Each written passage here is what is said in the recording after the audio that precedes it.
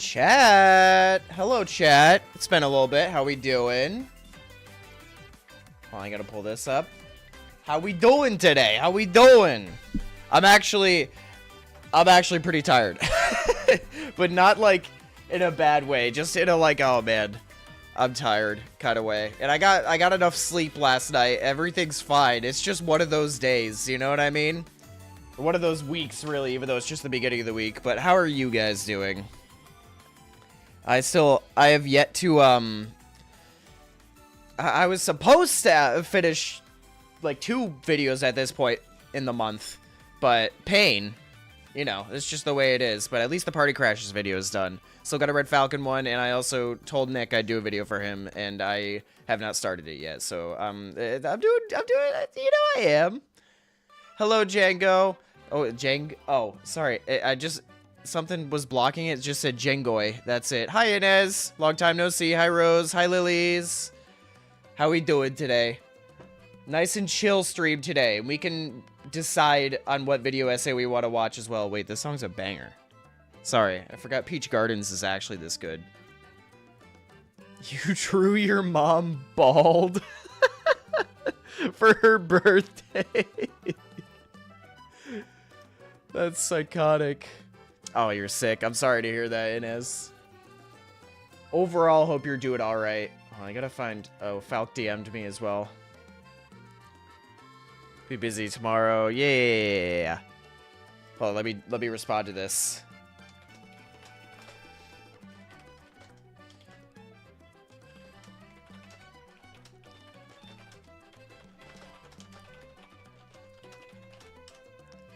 Okay, sorry. Let me also, I've been a little bit slacking.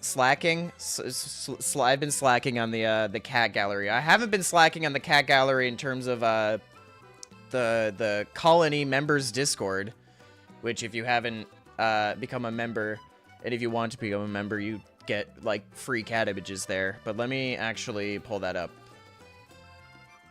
I'll get one that's a little bit low quality, but for those who are baby fans, we'll appreciate it. So give me 1 second. Downloads. Boom. Boom. Oh, it's tiny. Hold on. Oh god, hold on. Oh god, hold on. Okay, there we go. That's Bo and Baby. Baby's becoming, you know, closer with her brothers. Doing better than you were yesterday. That's good to hear.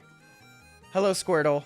Yeah, we love Baby. We love Baby. She still is very, you know, I don't know how to describe it. She's doesn't mind being around people, but she just does not like being pet. So we let her do her thing, but she's very happy to see, we're very happy to see her get along with Bo. Sorry, my brain is like moving at delayed time right now. Let's just like get into the art. Hold on. Oh yeah, goals. I haven't done that in a bit. When we hit 8K, I'll do a Trisection lore stream, baby. Let's go. We already had the cat compilation. We already did the Smash Ultimate Marathon bonus. And even if we don't hit 10K by the end of the year, I'll still be happy to have gotten as far as I've gotten. We're at 7.5K on YouTube, which is super exciting. And now 10 subscribers on Twitch. Mostly because of Sajid being a psychopath during the last, stream. Yeah, let's just get into it. I think... Is it this one? No, hold on. There we go. Hello. Lacking in... Yeah, it happens. Life goes on. Life goes on.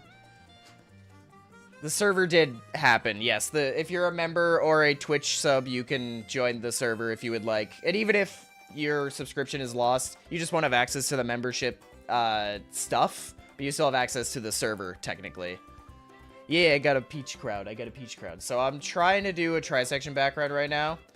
And I actually had help, if you know them, Pastel Prints. They make lovely art, but they did a little bit of a sketch for me, which is very nice. Look at this. And I'm not going to start the video essays right away. I want to, like, just get the stream rolling, and then we could actually... maybe I'll have you guys vote on the topics. Hi, Tack. The Beatles. Pay-to-win photos. Oh, my... I know you're joking. Yeah. I know, it's been a while since I've done an actual art stream. I'm also realizing this is not shuffled. Hold on. All right, this should be shuffled from here on. Yeah, so I'm just doing this. Again, I haven't done an art stream in a while. The Princess Peach stream took a lot out of me, but also I've been wicked busy. Like, way busier than I expected to be this month. So, I'm glad that we have some time to do this art. And I might also do some art for the next Smash Ultimate Marathon game. If you don't know, it's Mario Bros. 1 for Bowser and Piranha Plant. And I have some Bowser renders I need to draw. I know I could use the circle tool, but I don't really feel like it because I'm making a tambourine. See? Did they make a... Is there a strat to make a tambourine look better? Yeah, I guess the circle in the middle, right?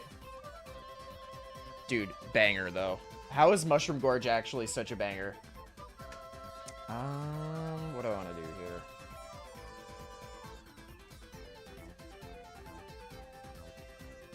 Why is it Leet? Oh, did I change the name? Oh, whoops, Twitch. Sorry, Twitch. I forgot that the name is different. Let me change that. Art and video essay watching with chat. Oop, I did the description wrong. Maybe this will fix it. There. Sorry, Twitch. Sorry, Twitch. That was my bad. I'm kind of just respectfully going through the motions today. Oh my god. Yeah, Mario Kart Wii is overall a banger game, if we're being real. I played it for the first time in forever at my friend's apartment, because she just got a new apartment somewhat recently, and we were just like, we wanted to not really like a full, like, whatchamacallit. I already forgot what it's called. Just, you know, how, like, people have, like, a housewarming party. It was kind of not really a party. She just invited us over briefly just so we could check the place out. And we had, like, an hour to kill. So we were like, you know what? Mario Kart Wii. I forgot how fun it actually is. Oh, yeah, you can see the actual music that's playing, too. Because that's where the video essay is going to be. Why am I being so OCD about this tambourine thing? Hello, Connor. Can we watch Lost Media? Actually, that's one of the possible topics, so you may be cooking there. I have 4 video essays that I'm interested in watching, but I want it to be a collective what we decide, you know what I mean? And I'll pause it. I won't be like a normal... I won't be like one of those React YouTubers who just say nothing the whole time. Oh god. I'll try and think critically about it and actually be like you know, be there. Although I will be doing art at the same time, and video essays are peak second monitor content, if we're being so real. Ooh.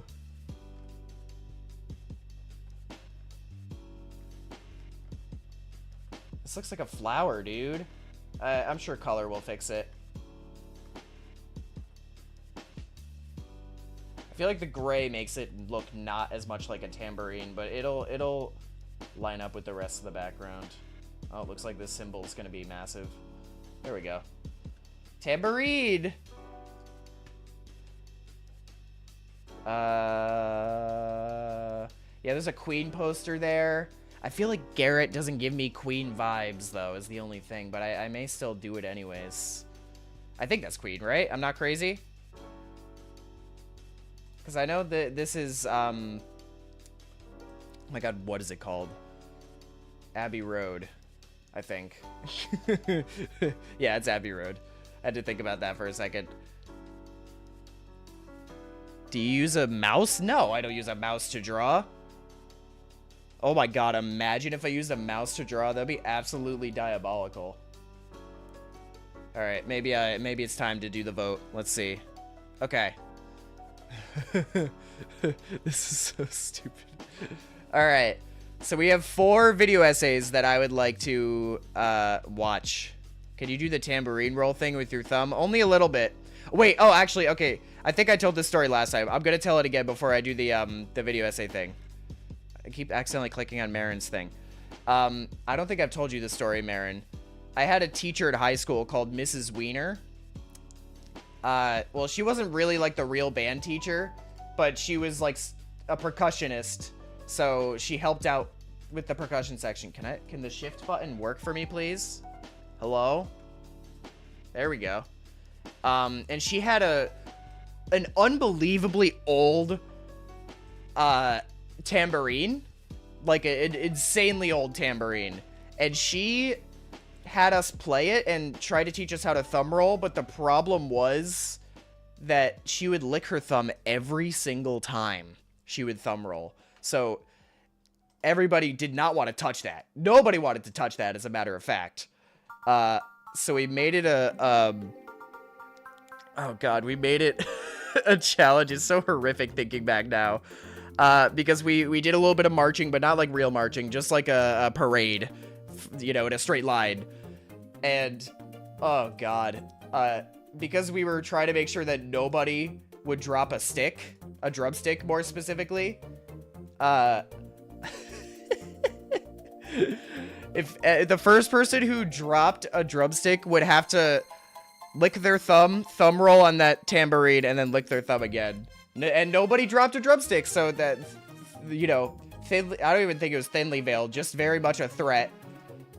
And nobody would actually force anybody to do it. It's not like it was actual hazing. It was just more like the thought of it was enough to make you go like, I think I'm good. I think I'll hold on to the drumstick the entire parade and not drop it. You know, I don't even want that on my conscience. All right, yeah, we'll do chimes. I was debating. I'm like, how common is a chime set?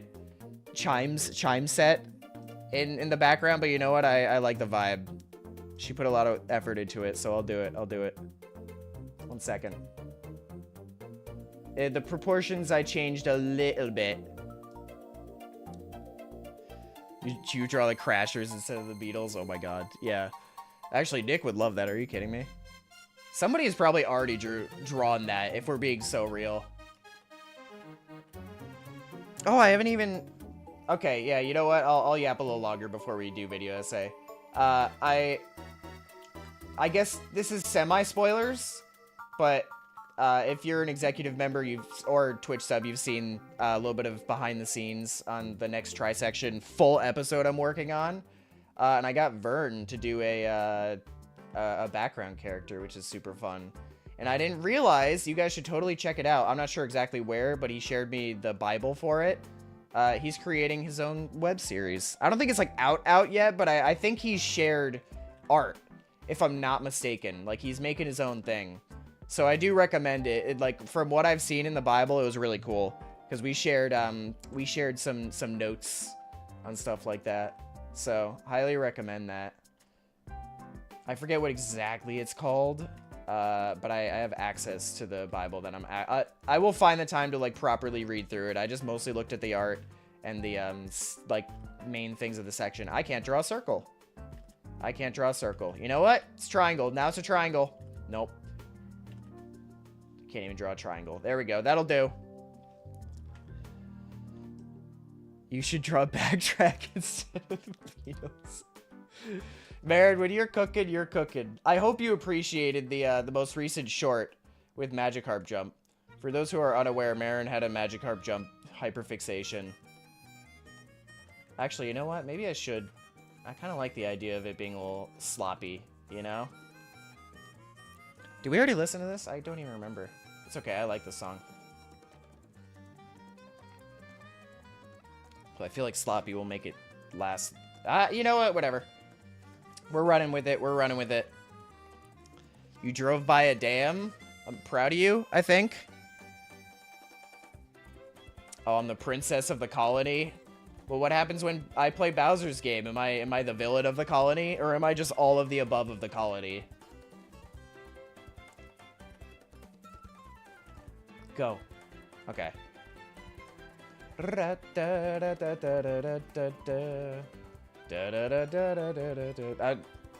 Kart Wii just makes me want to sing the songs. I gotta start listening to more albums though, like real albums. Okay, video game music is real. I'll say that video game music is real. However, it can't. for me, I feel like video game music can't be the only music I would listen to. So in college, I broadened my music listening horizons. But I also still don't really listen to albums. I listen to, like, a few songs in one album that people say are, like, the best. I don't know why I do that. I feel like if I'm listening to an album, I feel like I have to listen to the entire thing in one sitting, and I don't have that time. That's just how I am. Alright, let me do the votes now. Let me do the votes. And I'll do it on both, but I'll start with YouTube because it's easier right now. Alright, which video essay would y'all like to watch with me? We've got... This is probably the most serious one, and I don't know if this is up your alley, chat, but, like, this is up my alley. Our culture is eating itself. It's about, like, AI, I think, and art and animation, which is super cool. The infamous lost media search. Up to you guys. We got... Alright, these ones are just kind of funny to me. The Lego... Although, maybe the... No, I don't think I'd get copyright striked. The Lego movie, and then... the Lego movie, communist propaganda. Just the title alone instantly made me go, I need to know what this is about. And then the B movie. Capitalist propaganda.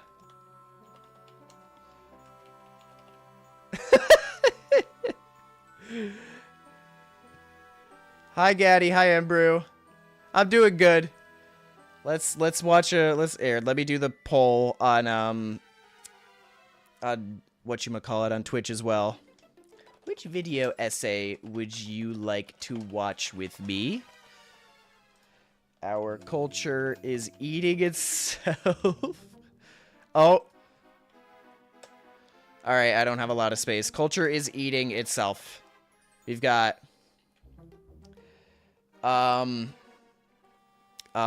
lost media search. Infamous lost media search. We got Lego movie, communism, because that's all the space I'm gonna have. B movie, capitalism.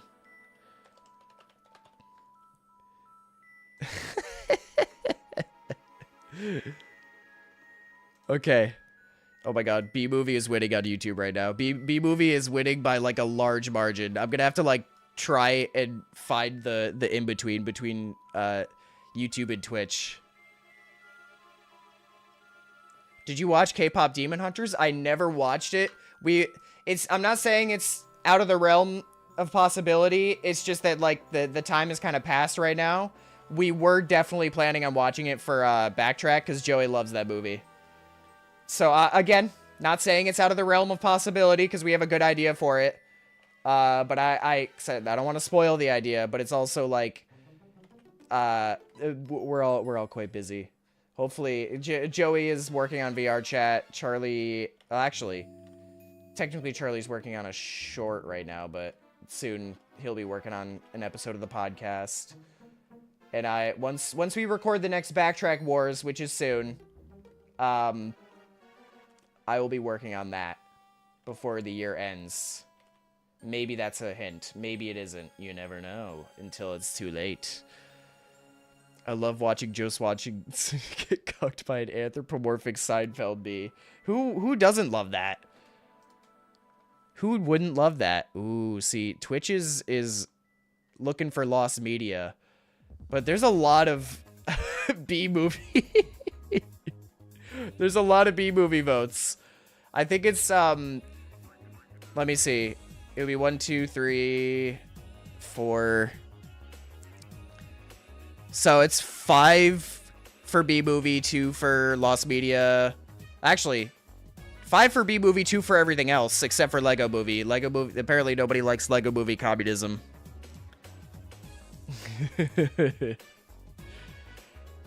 That's the situation. I'll let it run a tiny bit longer, but I'm probably gonna switch over to whatever that is. B-movie is iconic though, for being so real. Even if you haven't seen the movie, Why not both? I'm not opposed. Because it depends on how long stream goes. Alright, hold on. Let me at least finish this song. This shit slaps.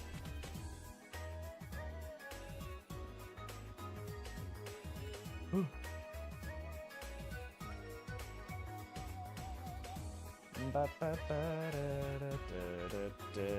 Have you guys ever played the actual wind chimes? They're very satisfying to play, but they're also incredibly annoying to move. Like, as a percussionist, every time you have to move the wind chimes to somewhere, you know, else, just another location, they're so unreasonably noisy.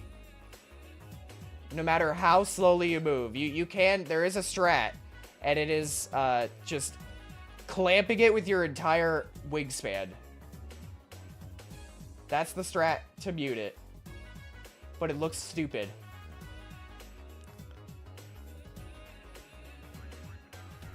Ugh.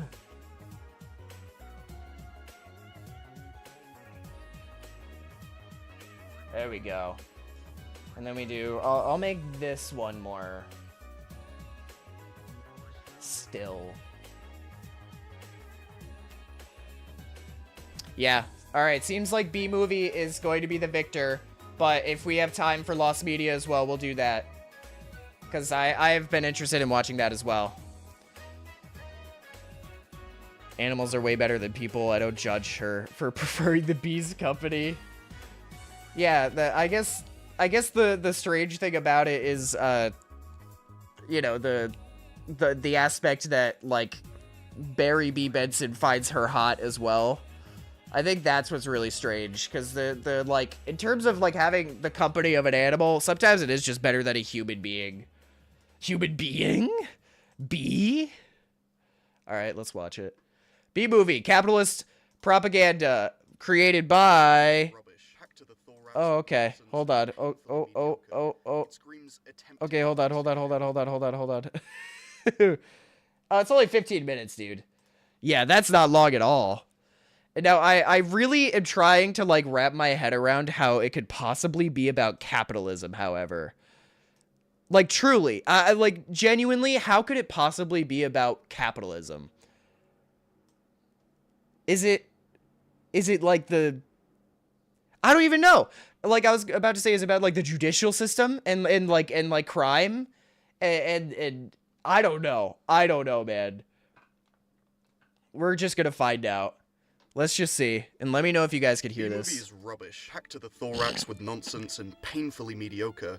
It screams attempted classic at every corner. It demonstrates itself to be unwanted and unloved by its creators, giving only the illusion of care and craftsmanship, without the required passion to squeeze fun from its paper-thin premise. Its failure to deliver a coherent message, meandering story, bizarre plot developments, and sheer creepiness at times are almost impressive, especially considering the talent and budget they had to work with. This is a kids' movie, I'm told, but it's utterly devoid of the joy you would expect from working incredibly hard towards a silly end product. Yeah, this is the kind of movie that is very, like...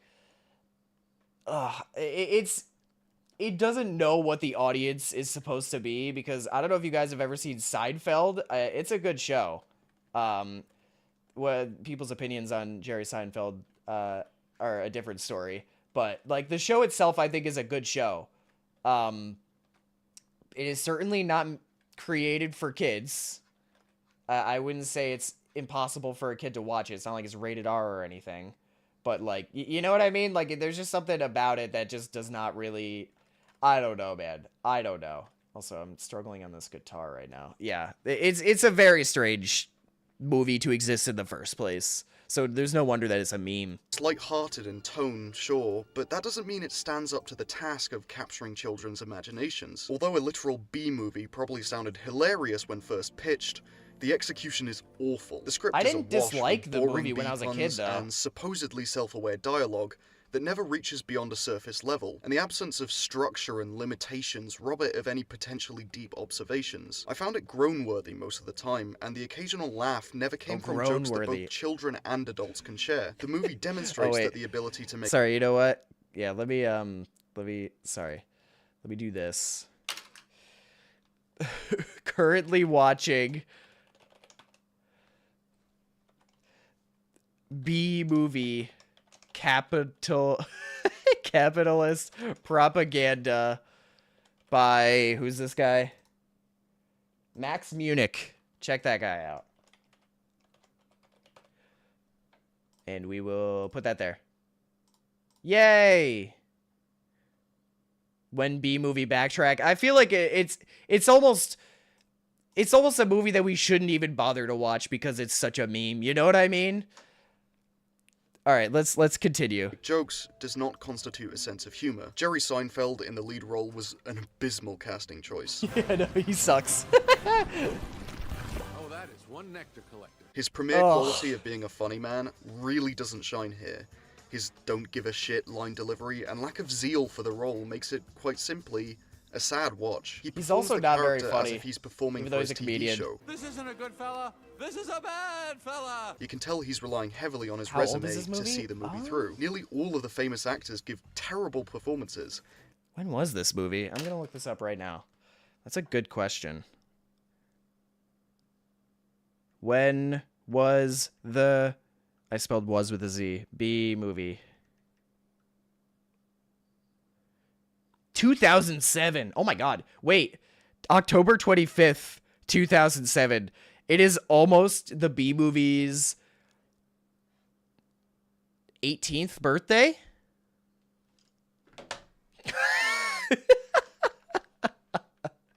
If you were an animal, what would you be?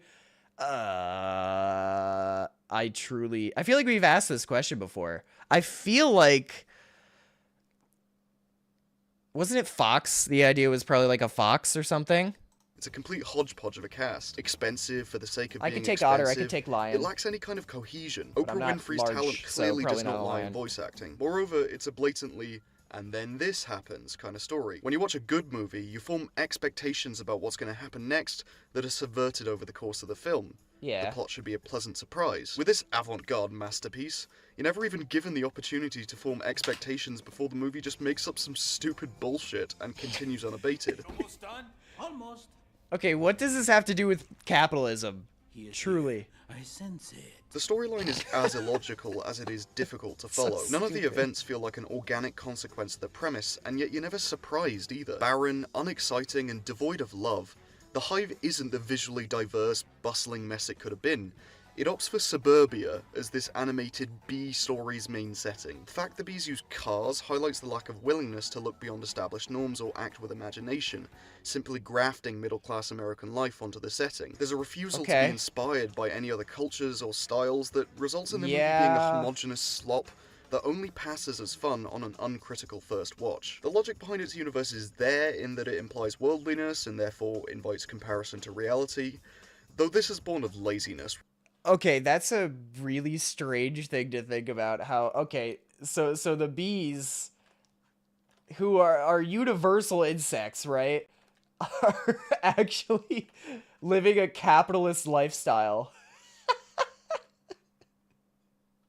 I get what he's saying. It's just like, maybe I'm not the right person to talk to about this. My initial instinct is just like, it's not that deep. You know what I mean? Yeah, no, he literally just said it's out of laziness and not out of any other reason.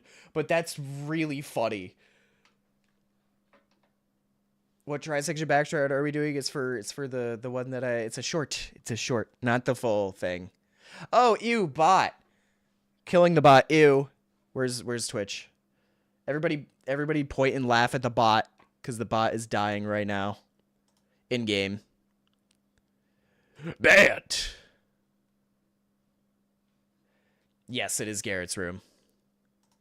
Garrett's room is a little music room. Rather than any cutting attempt at social satire. This brings us to Hunex, the all-powerful mega-corporation that controls the entire honey industry. Bees are worked to death, they're never given vacations, they're never allowed outside of the hive unless sanctioned by the company, and so on. It's incredibly poorly developed though. None of the questions you might have about who owns what are answered. What's the point of all this profiteering if everyone seems to be getting the same amount? Hunex still has a clear narrative purpose though. To satirize and condemn our way of working. We know that you as a bee have worked your whole life to get to the point where you can work for your whole life. This criticism of work culture, which I will lovingly term the honey trap, really does get at the heart of why capitalism is so soul-crushing. Congratulations, you've made it out of the factory farm education system alive. Choose a terrible job. It's a funny thing that I'm choosing this this video essay of all videos to like watch on stream, because I generally try to be as not very political as possible. What I'll say is there's a very distinct reason as to why I'm a freelancer right now. I'm lucky enough to have healthcare through my parents at the moment, which makes my life easier, and I have a roof that I don't pay for under my head, and that way I can save a lot of money. It's not that easy for a lot of people, and I wish it was easier. But we can just we'll just keep it there and see what the B movie has to do with it. Job at the Monopoly company and work at it until you're dead. What's the outcome of this criticism though? Nothing. There's no point to it in the greater story. Zero. Because the happy ending is that the bees collectively renounce their newfound freedom and go back to working at Hunex under the exact same labor conditions, contradicting everything that got Barry there in the first place. That he knows the exploitation of his labor and species is wrong, that he realizes choosing one job for the rest of his life is insane. And Wait, most I importantly, love his yearning for slaving freedom, away at a 9 to not all 5. to be forgotten. We're supposed to discard the reasons the plot even happened in the first place in favor of supporting the initial state of affairs. Why?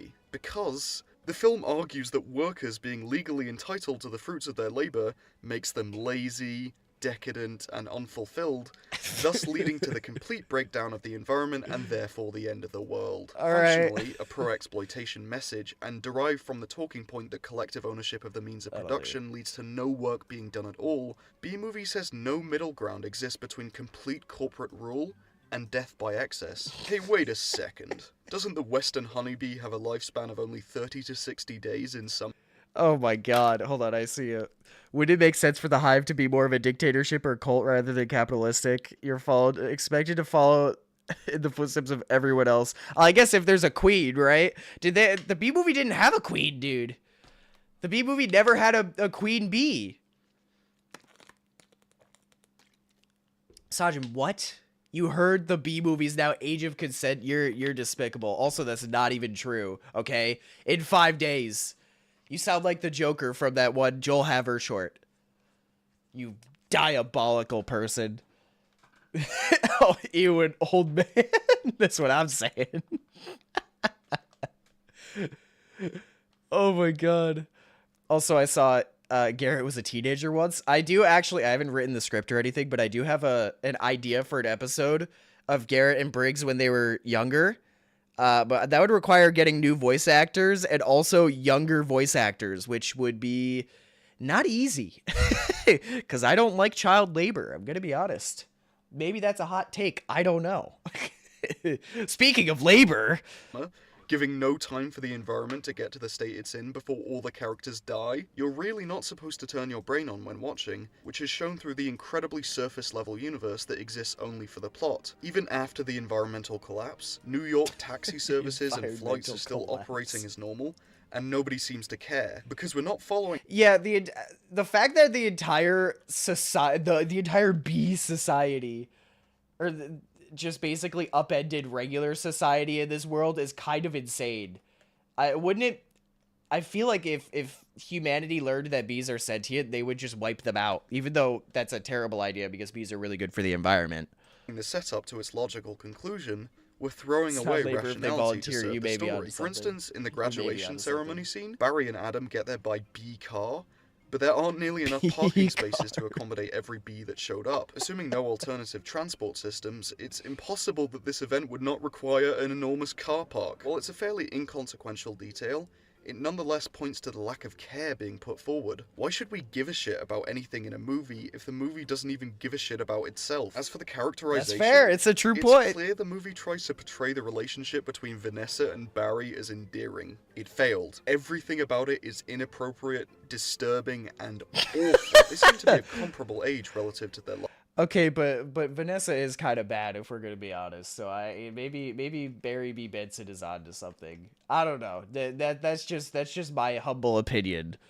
lifespans, so they at least have one up on Jerry Seinfeld. By the way, he himself later apologized for this theme in the movie, because it was weird and bad. So it is weird. Something. Our main character is devoid of any real personality in the first act, something that is resolved in no way whatsoever by the end of the movie. We would expect that his questioning of the environment would lead to some kind of character development, some kind of wide-reaching conflict forcing him to grow, but the inherently low-stakes nature of the narrative prevents this. Barry discovering the horror and ecstasy of interspecies romance is the end within itself the movie pursues, but there's no sacrifice in the process. This love is cheap. He was disinterested in life from the very beginning, so him choosing his blank slate of a girlfriend over constant work is obvious. Alright, and that's in a little fact requires rude. him not to change. Had Barry begrudgingly accepted his exploitation, had he conformed, had he not gone into the real world, this romance could have been avoided. Hun exploitation, which is, remember, the ideal state of affairs, would have been preserved. Bees wouldn't have stopped pollinating and become decadent. The environment wouldn't have collapsed. Billions of lives wouldn't have been lost. Just for this horrible relationship? Remember...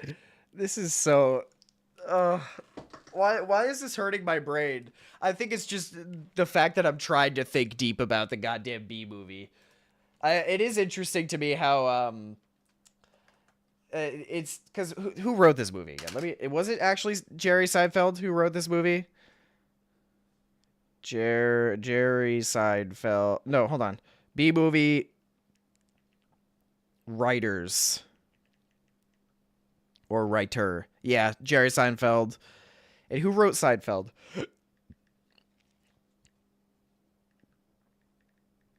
Writers.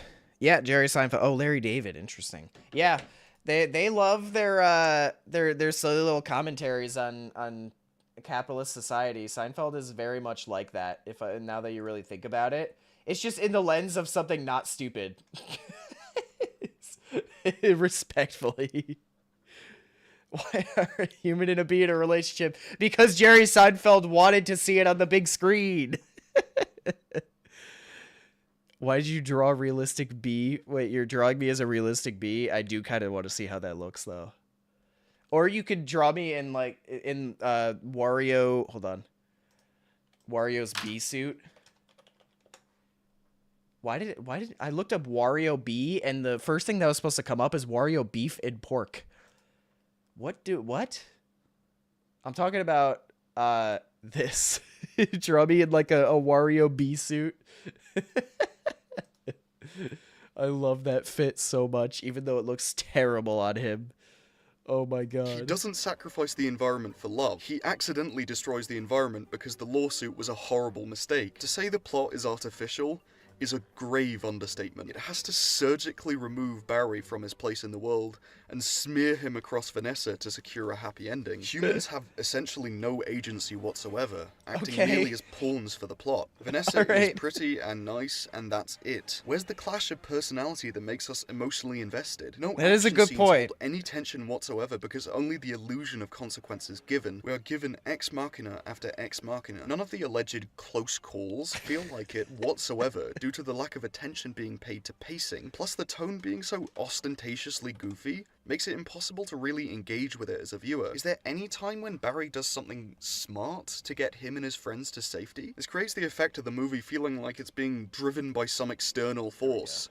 The characters merely leaves blowing in the wind. In reality, it's all orchestrated by the idiot god Jerry Seinfeld. The film is self-aware in all the wrong places, forgetting that a plot needs to be coherent for it to be interesting. I will caveat this by saying it's fairly entertaining to the adult viewer. It is, but that's largely down to the sheer volume of off-color jokes. Not in a good way, though. The humor should be the icing on the cake, not the cake, icing, and decoration. If it wasn't a children's movie, none of the humor would land. It abuses the trope of adult jokes in kids' movies to such an extent that it's almost devoid of jokes that children would be able to understand. This is a movie for adults that's masked as a kids' movie to hide the weak writing. Yeah, it was kind of like, when I was watching it as a kid, I think it was more just something that was on screen, you know what I mean? Rather than something that was actually like a good movie, like The Lion King. Like, okay, think about, like, your favorite movie as a kid, right?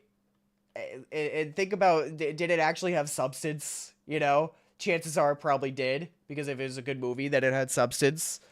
And there was just, I don't know, you could think about it. You could think about it later. I just saw, this is not this isn't super related, but I just saw Midsommar for the first time.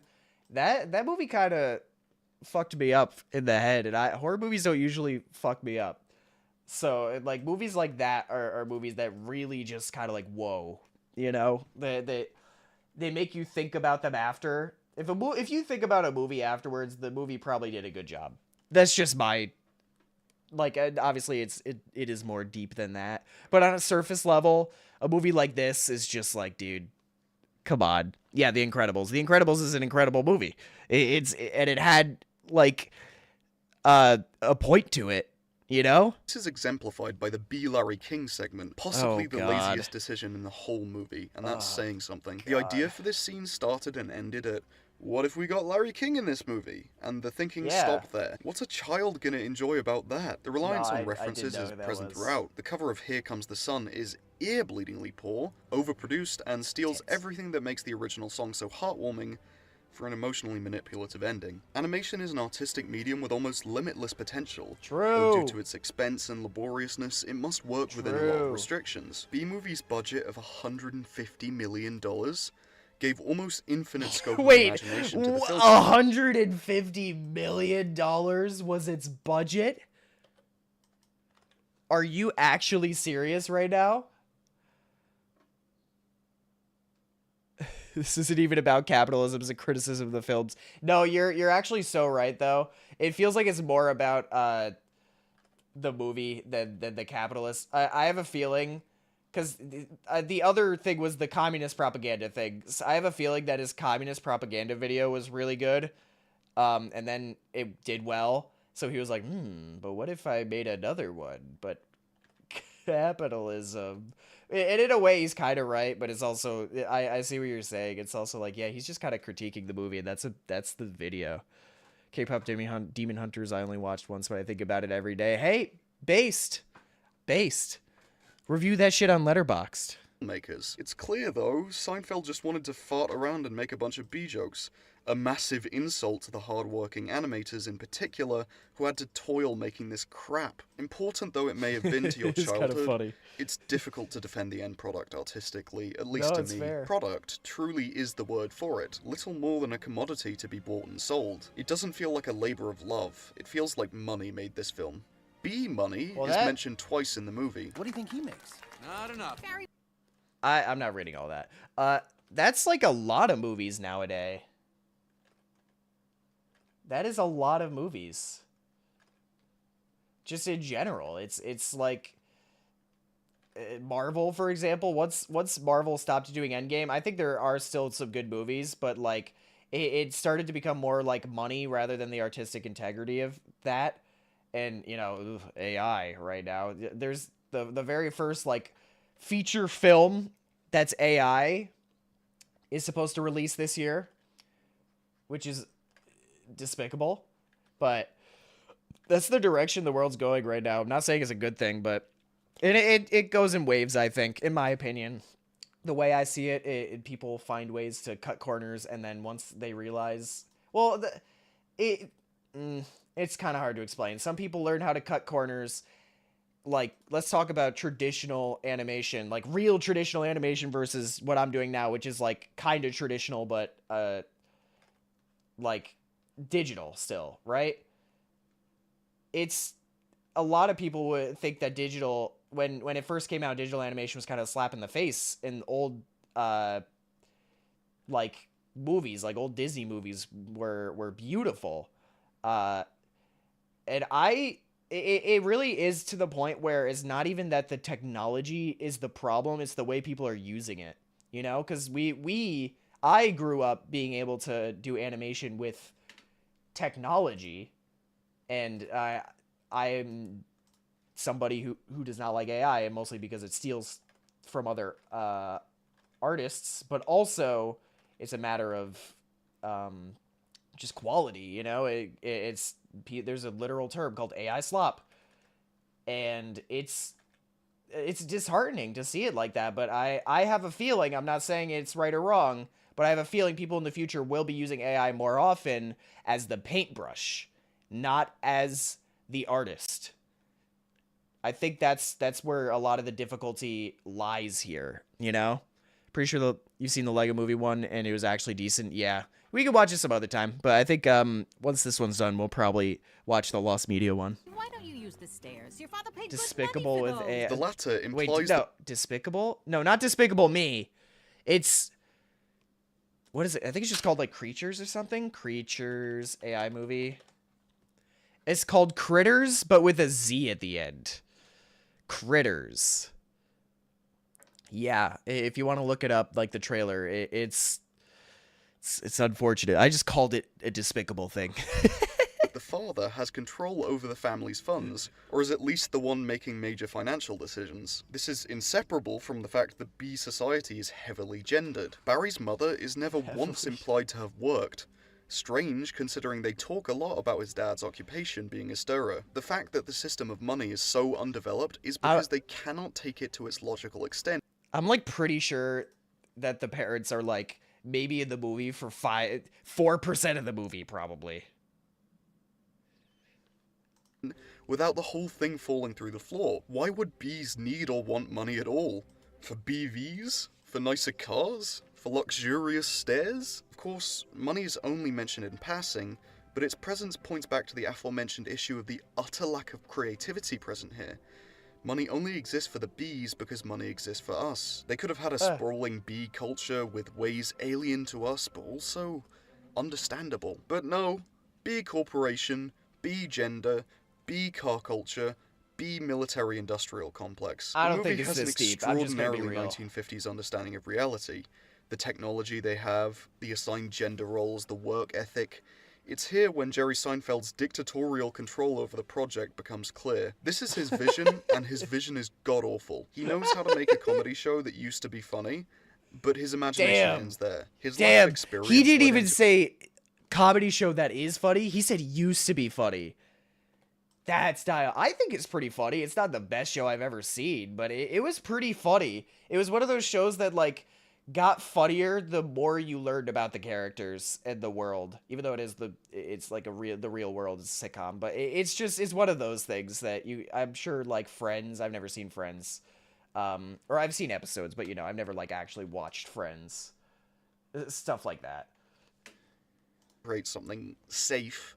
So he decided to project his childhood onto a big-budget animated film. The results aren't pretty. The others working on this movie, such as Hans Zimmer, try to inject some liveliness and energy into this goddamn train wreck, but it just doesn't work. The score is generally competent, but there's just so much of it. The music feels like it's there to replace emotion and entertainment value instead of accentuating them. The color palette is so full of yellow, it's like the movie's pissing into your eyes. Okay, it just looks I didn't need to boring. hear Just that. because the fuzz looks very graphics doesn't mean that it's well done. It's really difficult to pin down how this world actually works, because the film itself doesn't know. It constantly breaks its own already flimsy rules. Like, it utterly demonizes beekeeping as a practice for no reason. Why? The film has to maintain that Hunex is not exploitative, but beekeeping is. And it can't because that's not true. So it just goes all in on the beekeepers are ontologically evil angle. It's an unbelievably stupid way of Bro, making he's a point. really If you trying to hit the portray a certain 15-minute part of mark. the population as evil, you are a loser, and more importantly, that does not actually count as I know, that's justification for an Hans opinion. Zimmer. The real For those who evil, don't know, according Hans to the Zimmer movie, is an that Barry incredible, literally goes to incredible. court to fight against is humans taking honey that is not willingly What's the exact given. wording? But Like that's the rub. he makes Hunex the seems to scores be for doing the exact movies. same I thing, need but to. All right, this needs to shut up. He makes scores for movies. He worked on Interstellar. Like Interstellar's music is unbelievable. Interstellar score. I'm not gonna play it because it's copyrighted, but Hans Zimmer did that. What? Hans Zimmer scores. Here's some movies. Gladiator. Hell yeah. Pirates of the Caribbean. He did that. Inception. Dark Knight trilogy. Yeah, dude is kind of the GOAT, if we're gonna be honest. I agree with everything the video essays say.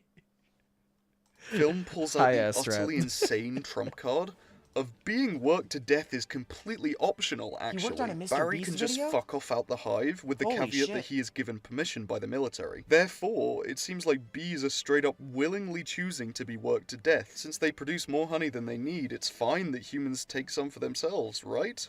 Wrong. And I'll tell you Okay. why. Because beekeepers are why. sordid people who have no respect for anything but money. If Hunnics are working the bees in an organic hive like Barry's to death, where's all the excess honey going? They don't use it all. Are there big honey tanks guarded with bee Again, guns? I don't think it's that deep, completely dude. oblivious to the injustice required to keep a top-down economic system like this running. Good night, And treats Squirtle. bees being worked to death not as a greed-stricken form of violence, but as a necessary evil. It fails to observe anything about its world to be wrong because it narcissistically focuses on the main character's journey, all else being left behind. They're happy to be worked to death so long as they don't have to undergo the horrific fate of not being exploited. When the bees All are right, allowed I to think keep we their get the honey that idea. humans stole, Is there anything else? they amuse Hold on. only from its tone-deaf weirdness. Its social critiques fall flat, its serious moments are laughable, and the humor is weak to the core. B-Movie's names. Yeah, I'm just gonna be honest. I don't think it was that deep. I don't think it was that deep. I'm gonna let it. I'm gonna listen to some music, and then we'll go to the other one that we want to watch, the Lost Media one. That was an interesting concept, to say the least. Part of me has always wanted to make a video essay. I guess I kind of have for Rivals of Aether. Can we watch the communist one? Well, hold on. The next vote is for Lost Media. We don't even need to watch the whole Lost Media thing. But I don't know. Yeah. I wouldn't. I know his voice is kind of boring. I don't know. I think he made some interesting points. I think he made some interesting points. I don't like to shit talk people's like videos in general just because they clearly put a lot of work into it. I just feel as though that I probably don't need to spend that much time thinking about it, if that makes sense. Bye, Embrew. Oh my god, 12 a.m. Yeah, dude. Good night. Yeah, Lost Media did get second, so I'll chat with you guys a little bit again, but then we'll probably hop back into this. I think that's all I really need for... Because this just took a little more effort. Oh, it looks like it's a little jank. Why are you putting all these old school references when you're a mere 24? Because these are banger albums. What do you mean? Love video essays. That was what I was gonna go originally, along with gaming stuff. Yeah, it's a good time. All right, what do we want the back? I was thinking of putting the whole road back there, but you know what? I'm just gonna make it like a white background. Like, who cares? Is this? What's this layer? God, background art is just so annoying to do. I'm not even gonna lie. Not in a disrespectful way. It's a beautiful art form. It just hurts my brain. Bang. We'll do this one as well. Oh yeah, Air Ride is still coming out. When is Air Ride coming out? No happy fits, I know. Well, how can I... Alright, hold on. Let me do this. The other thing about these old-ass albums is, like, I can kind of adapt them into the Trisection world, you know what I mean? Like, we've got the triangle head people, and we've got Triangle. This is Garrett's room, the triangle for Pink Floyd's Dark Side of the Moon. Vibes. That's just what I'm running with. Also, I think this is a little... No, actually, it's good. It just looks a little silly. We'll make the guitar white, because I can.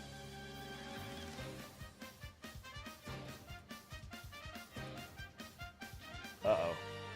Oh, boy. Alright, hold on. Oh, I think Mystic, I think I saw you say something about Weezer. I feel like I have to... Hold on. Oh, no! I didn't mean that. This is not the entire... Hold on. Ray / Pastel Prince did this background for me. She did a great job.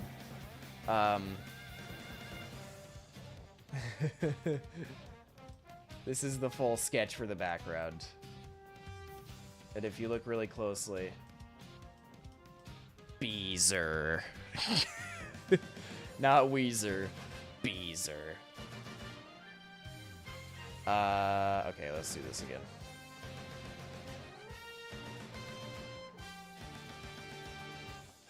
No, where are you going?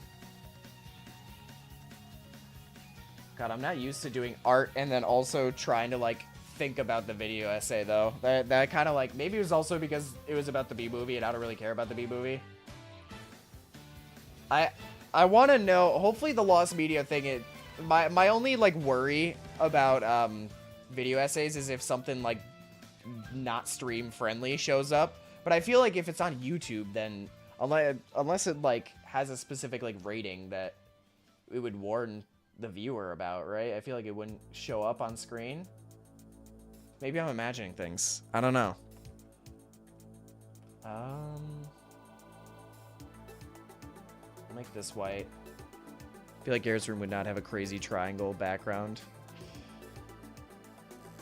Oh, you mean the, yeah, I know what you're saying. Yeah, it's probably gonna be one tone. Or whatever the hell you call it when it's, like, just a normal, you know, normal wall color. Just like, no designs on it. Just not like the 1960s where they had, like, a floral pattern across the entire wall or whatever. Have you guys ever, like, stepped foot in one of those old houses and you're just like, ew. Why? And it always has a distinct smell that's not, or usually not bad, but not, like, good either. It's just kind of like, Although, for the UK viewers, I'm sure it's something along the lines of, like, you know, because you guys have a lot of old buildings. You think America has old buildings. Like, dude, UK can't even imagine. Yeah, just paint. Yeah, that's a good way to put it. Whenever I'm doing art, my brain just kind of moves at a, or maybe it's just today as well. My brain is moving at a lagged pace.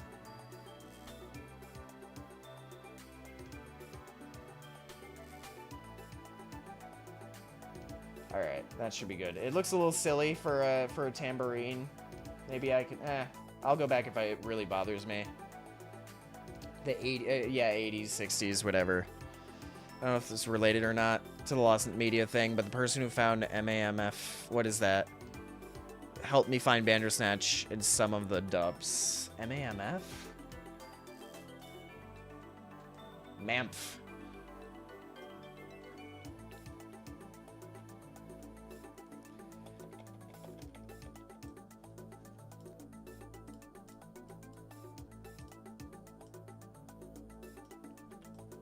Boom.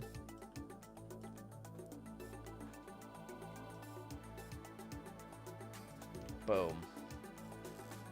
And we'll just do this. Probably the pole as well.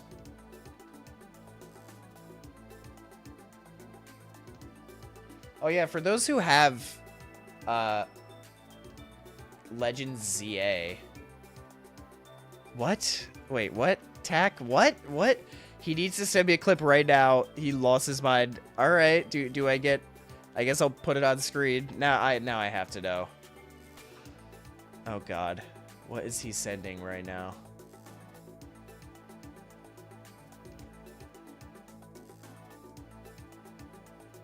What?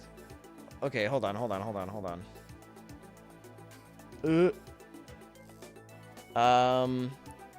I guess I have to download it over here, right?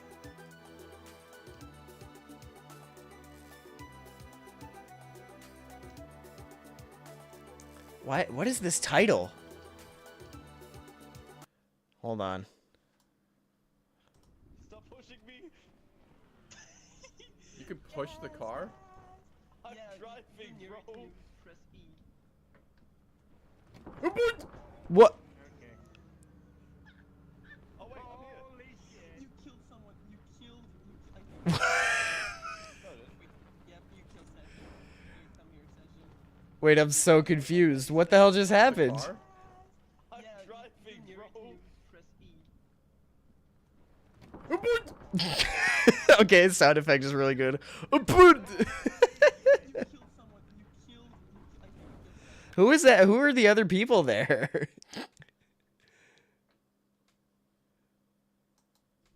Why do I use light mode? What, on YouTube? I use dark mode on my on mobile. I use light mode on whatchamacallit, on desktop. Sergeant Murder, yay. That was almost a year ago? Holy shit, why did you come across that again? Wait, I have to share this as well. It'll just be quick. I'm very proud of my Party Crashers edit that I made, or for the video that went up today. 1 second. 1 second, 1 second, 1 second.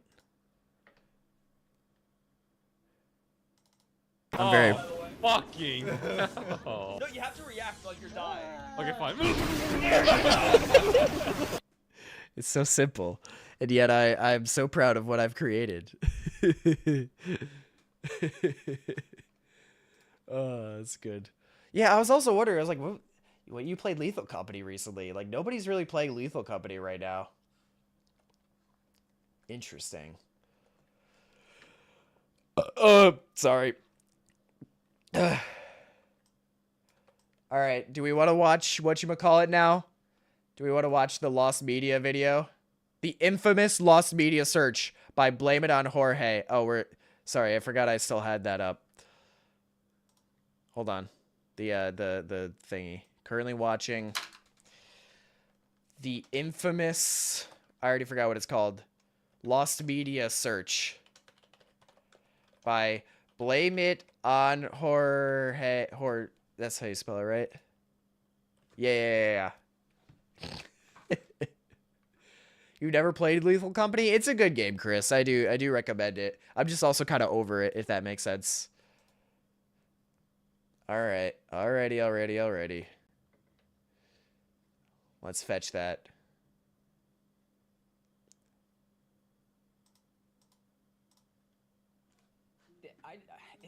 It's so stupid. It's so dumb. Why the Backyardigans? I don't. It's an hour long? Alright, I don't know if we're watching this whole thing today. Why does this guy have a Lego Ninjago icon? Oh my god. I'll end the poll. I forgot to end that poll forever ago.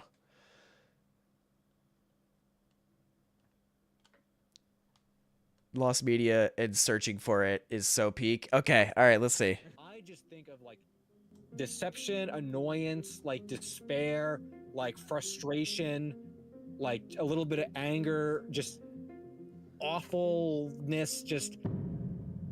Okay. This is Me and My Friends. It was a live action What? pilot that eventually became Nickelodeon's hit series, The Backyardigans. Oh, he meant... And it's been... Okay, I thought he was saying the Backyardigans specifically were him and his friends. I was like, what are you talking about? Did he just insult the Backyardigans? Hold on, Marin, we have to watch the video. We can't... we're only 30 seconds in. We can't make any brash assumptions. Lost media for over 20 years. On the surface, it doesn't seem like anything special. Why would anyone care about a pilot to a silly kid show anyways? But what if I told you that the search for this lost pilot was one of the most notorious and infamous searches in the history of lost media? What? Involving misinformation, hoarding, fake aliases, doctored emails, What? and a slew of other problems. What? This is the search for Me and My Friends. Oh, it's called Me and My Friends. Got it. I got the download. I thought he was literally saying, yeah, this is me and my friends. Oh, I'm a dumbass.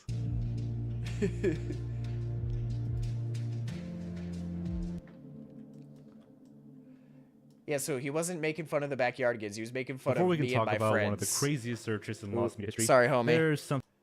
I don't really feel like it. You pay for YouTube Premium. You're getting money For anyways. those unfamiliar, The Backyardigans is a classic Nick Jr. animated series that began Yeah. airing in 2004, I did love created this by show. Janice Burgos.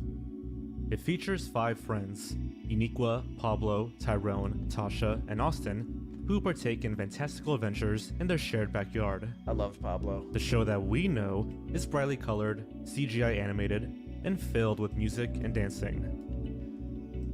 But our story starts with something quite different. A lost pilot episode from 1998 called Me and My Friends.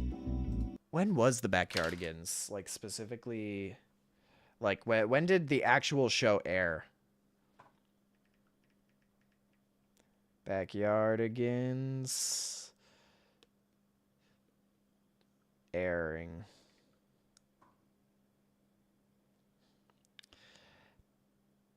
Originally aired on Nickelodeon from October 2004 to July 2013. Damn. So 2004. Gotcha.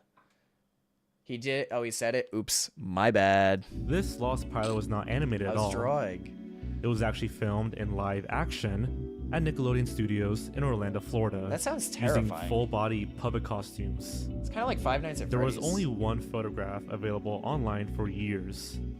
And in it, we see 4 characters, Uniqua, Pablo, Tyrone, and Tasha, standing on a simple outdoor playground set. Austin was notably absent at this time. The characters look God, nothing but not like their forgotten. CGI counterparts. Instead, they're actors in bulky mascot-style suits, almost uncanny in comparison to the sleek cartoons that fans grew up with. This image first appeared on costume designer Yvette Helen's website around 2006. And for a What is long that on the time, right? It was the Oh, the only Winnie the visual Pooh, proof okay. that Me and My Friends ever existed. That's Nobody was crazy. actively searching for this pilot in the mid-2000s. Well, It was yeah. a curiosity at best, a footnote in Nickelodeon history. But that changed in the early 2010s, when early search efforts began to form. The first wave of interest surfaced on a website known as the Backyardigans Wiki. It was a fan-made wiki documenting everything related to the Backyardigans. I don't know And why I in expected something 2011, fancier. an article sadly. for Me and My Friends appeared, listing that one Yvette Helen photo and a few basic facts. Over the next couple of years, the wiki admins updated the page with new details. Notably, a list of production crew This names, music's fire. character designer Mark Delvecchio, costume designer Yvette Helen, sculptors Frank Petrano and Hiro Tanaka, and engineer Thomas Riley. That's It seemed that hardly someone legible. on the wiki had actually reached out to people involved in this pilot to gather these tidbits of info. These early updates hinted that some kind of search for the pilot was already occurring. Naturally, one might think that the easiest way to find a lost pilot is to ask its creator, Janice Burgess, or Nickelodeon directly. But Yeah, that's you're not getting easier an answer said from than Nickelodeon. done. Nickelodeon owns the Backyardigans, and even if Burgess had kept a personal copy of the 1998 pilot, she likely wasn't at liberty to share it without the network's approval. Yeah, As non-disclosure for agreements, I'm asking sure. Nickelodeon, requesting an internal pilot that never aired for a show that became one of their popular franchises was a long shot. The pilot never aired on TV, never saw a home media release, and by 2004, the new CGI version had supplanted it entirely. On top of all that, the pilot was filmed at Nickelodeon Studios Florida, a facility that shut down in 2005 I was about to say, they when have a Nickelodeon Florida moved facility? production to Los Angeles. When the studio closed, any tapes in Orlando would presumably have been archived, relocated, or lost in the shuffle. With Nickelodeon Studios gone, and the whereabouts of its content unknown, All of it was gone the forever. odds of the pilot resurfacing through official channels grew slimmer and slimmer. Lost media is so weird, man, because it's just like the thought that the internet, everybody talks about how, like, oh yeah, if you put something on the internet, it's there forever, right? You know, and there is definitely truth to that. Like, there is just, if you put something on the internet, there's a non-zero chance that, at least for as long as the internet exists, people will just find a way to access it, you know? And yet there's still lost media out there, obviously before the internet was really like a thing, which it does make sense in that regard, but it's just crazy to think that that's a real problem, that like people want to find things and they just can't because lost media. It's crazy. Universal Orlando, they filmed a lot of their game shows. Oh, okay, that makes more sense now. Yeah, that definitely makes more sense. Hello, Raphael. We're watching the infamous Lost Media search, and it has to do with the pilot of the Backyardigans.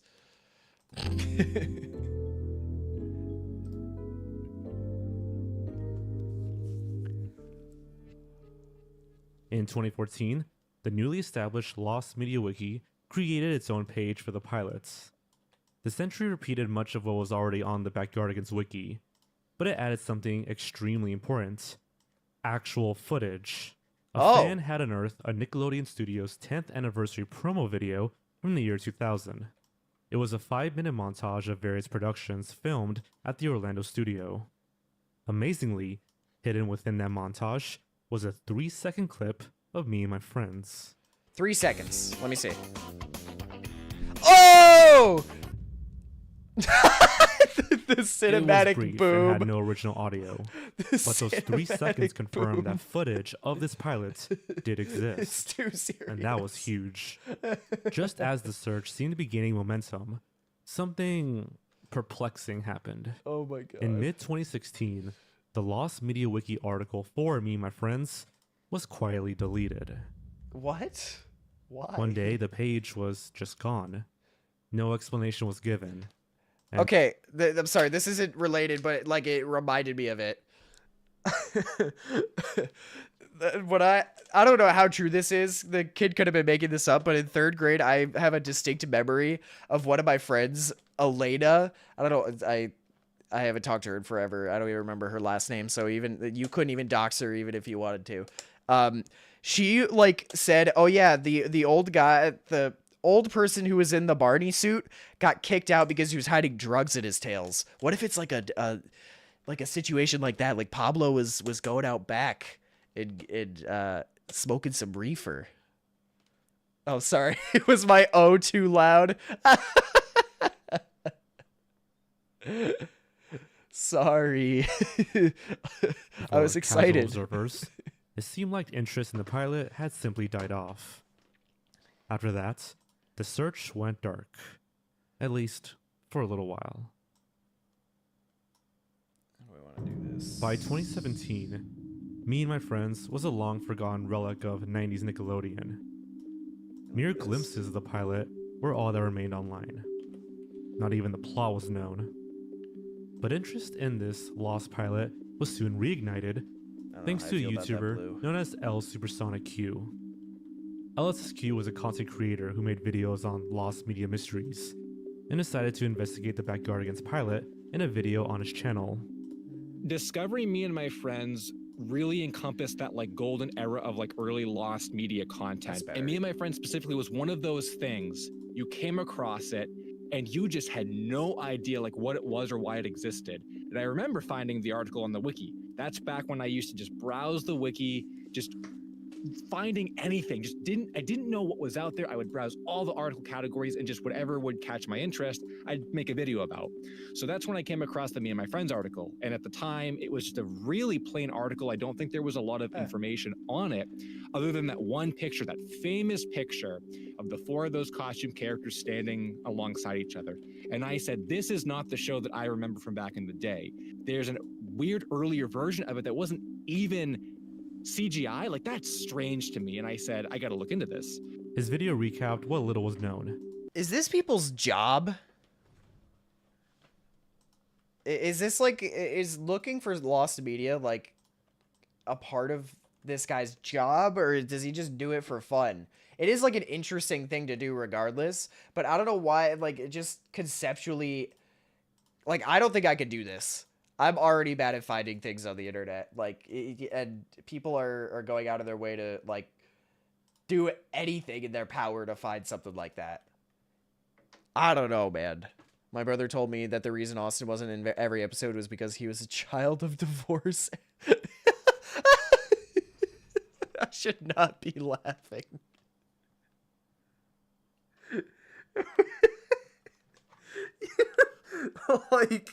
like the in character Austin or the like actual voice actor. Oh my god. Well, I guess in a way somebody would get paid for this if they do it on YouTube and show it off on YouTube, you know what I mean? But no, yeah, there's no way somebody does this just as like a job, you know? The origins of the show, the one photo and a brief clip. And wait, you had a game on your tablet and didn't know it was lost media until you looked it up? What was the game? One game that I've always wanted to get back and I don't think it exists anymore is Pocket Frogs. Maybe it does. I fucking loved Pocket Frogs, dude. Great game. The baffling lack of any full footage. Surprisingly, LSQ's video gained a lot of attention.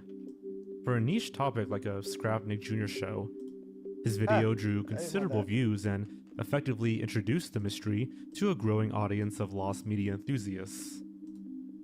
However, something strange happened. Just days after El Supersonic U's video went live, it was abruptly taken down by a copyright strike.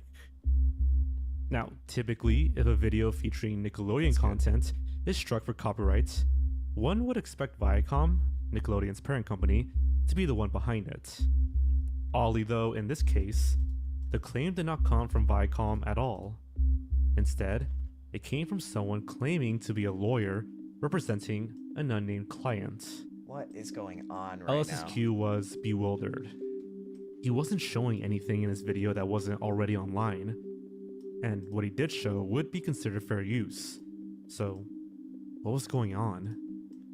The next day, LSQ received an email from a Drew Emerson, who purported to be the lawyer that issued the takedown. Emerson? Okay, sorry to cut it off. Chat, what are your thoughts on this? I feel like maybe the context is more important too. Maybe I'll share it with my members, and if there's any specific changes that might need to be done, we can think about it. But this is at least the idea. The other thing I wanted to do was, one second. Let me fetch it.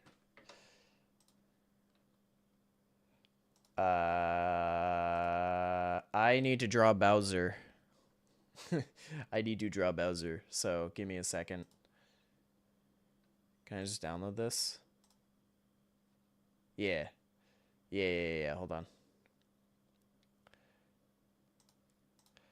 Sorry, chat. I want to pay attention to the thing. I don't want it to just run in the background while I'm doing this. So I'm going to miss important details. Okay. And then I will fetch that. Let's see. What? Where are you? I thought I downloaded you. Sorry, British viewers. I didn't mean to insult you with that accent. Oh, it is there. What is going on? All right, whatever, man. We're throwing you in. This is one of my favorites, the one where he's just... Yeah. There we go. I'm going to make these digitally now.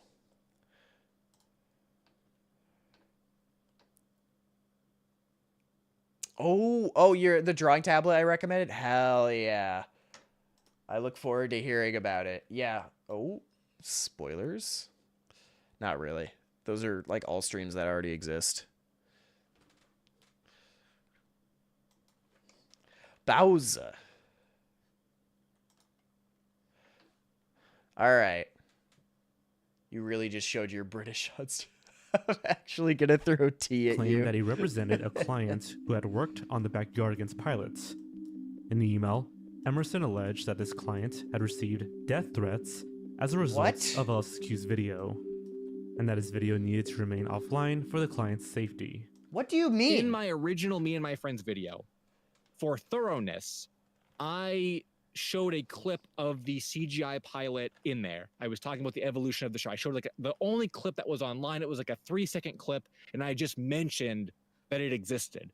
And the email basically said that the lawyer was representing who was representing his client. The client worked on that clip of the CGI pilot, and that through someone watching my video, through me showing the clip in there, it led this viewer to find the client and then send him a death threat saying, if you don't release the whole CGI pilot, you know, whatever. And it was through kind of that lineage that the lawyer was saying, well, you're to blame for this. You use his clip without permission. Your video caused a death threat to be sent. I'm taking it down. Okay. Old people don't understand how the internet works. I was literally just talking about how, like, you know, AI and the using AI as the paintbrush, yada yada, and technology, how technology advances, and how, you know, traditional animators would kind of scoff at digital animation, but here I am doing digital animation. I just scoff at AI, yada yada yada. Yeah, that's just death threats are normal on the internet, unfortunately. I'm not saying it's a good thing, but it is a normal thing on the internet, especially on certain corners. Twitter. But yeah, that's that sucks that this guy is like dealing with bullshit like that right now, or whenever this was. I didn't know how to even respond to that because at first This like guy's I watched was way too scared much and this and BuzzFeed that. Unsolved. But then I was thinking, like, but wait a second, but like I, you know, I just had the clip in there for thoroughness. Like I couldn't even find anyone associated with the CGI pilot. How did one of my viewers do that? Yeah, wait. Oh, I didn't even think about that. Bizarre rationale. I mean, death threats over a Nick Jr. pilot. And if you think that's strange, wait till you hear this. Drew Emerson mentioned that his client had worked on the 2002 CGI Backyardigans pilots, not Me and My Friends. Oh, so there's more than one. You see, the Backyardigans had a second pilot in the early 2000s, which was CGI animated and ultimately greenlit to become the series. After the 1998 live-action version was rejected in favor of Dora the Explorer, Janice Burgess went back to the drawing board. Why did you say it like that? She reworked the concept into a CG format a few years later.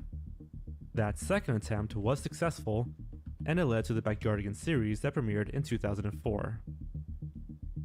So to clarify, Right. there are two pilots. Yeah, okay. Me and My Friends from 1998, and the untitled CGI pilot from 2002. Ellis's Q's video focused on the 1998 pilot, the lost live-action one. He barely mentioned so the much 2002 Backyardigans CGI lore. one at all, because that wasn't the mystery he was. Death threats were the regular in 2020 era Danganronpa fandom. Oh god. When you said you didn't like a certain ship, god, the internet is the internet gives me money and I appreciate it. The internet was a mistake at the same time, man. Oh my god, what the hell? Your drawing of Tumble from Mario Party 3 is lost media because you lost the paper. Investigating. So, why would a former crew member who worked on the 2002 pilots resort to hiring a lawyer to remove a harmless speculative video about the 1998 pilots? Especially a video that didn't name or accuse anyone. It didn't add up. Nevertheless, facing a legal threat and not wanting to risk his growing channel, Ellis Supersonic Q complied. He took the video down and re-uploaded a trimmed version with any potentially problematic content removed. What And after problematic that, content? the strike was lifted, and the mysterious lawyer was never heard from again. It could have been just somebody making shit up, to be fair. For the next couple of years, the search for Me and My Friends remained. Marin, I'm sure I could find this episode easy peasy. Well, now you can because this exists. I mean, maybe, I don't know. Maybe they haven't found it. Maybe they haven't found it. This whole video essay is not about that. Half of the internet is bots now. Yeah, dead internet theory.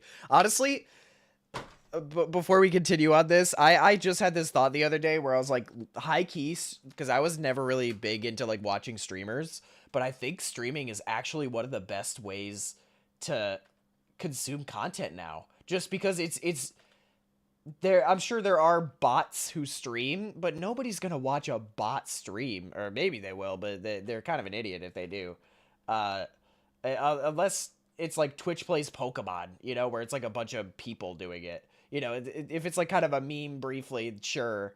But I feel like streaming has become kind of more of the norm for like, or maybe not the norm, but become much more normalized, partially because of robots on the internet, just like bots spamming comments and shit, and even like AI videos, you know? Like it's really hard to tell what's authentic anymore. Streaming is kind of a hard thing for AI to replicate. Depends on what the bot's doing. Silence. Turn the butter, otherwise you spend 10 minutes in this. No. Largely dormant. No one wanted to revisit the topic out of fear of legal repercussions or respect for the client's privacy. It wouldn't be until 2020 when a new spark arrived from an unexpected source. A new YouTuber named Sewer Reviewer. So it was 2020. I was stuck at home because of the pandemic, so I obviously had nothing to do. I had a pre-existing YouTube channel where I did videos of my friends, but I had to find something else to do, so I started doing Lost Media. And I remembered seeing El Supersonic Q's video about me and my friends, and I went back to go watch it and see like what other info can I gather about this, and it was gone. So I was like, okay, that's kind of cool. So now there's an open market to talk about me and my friends.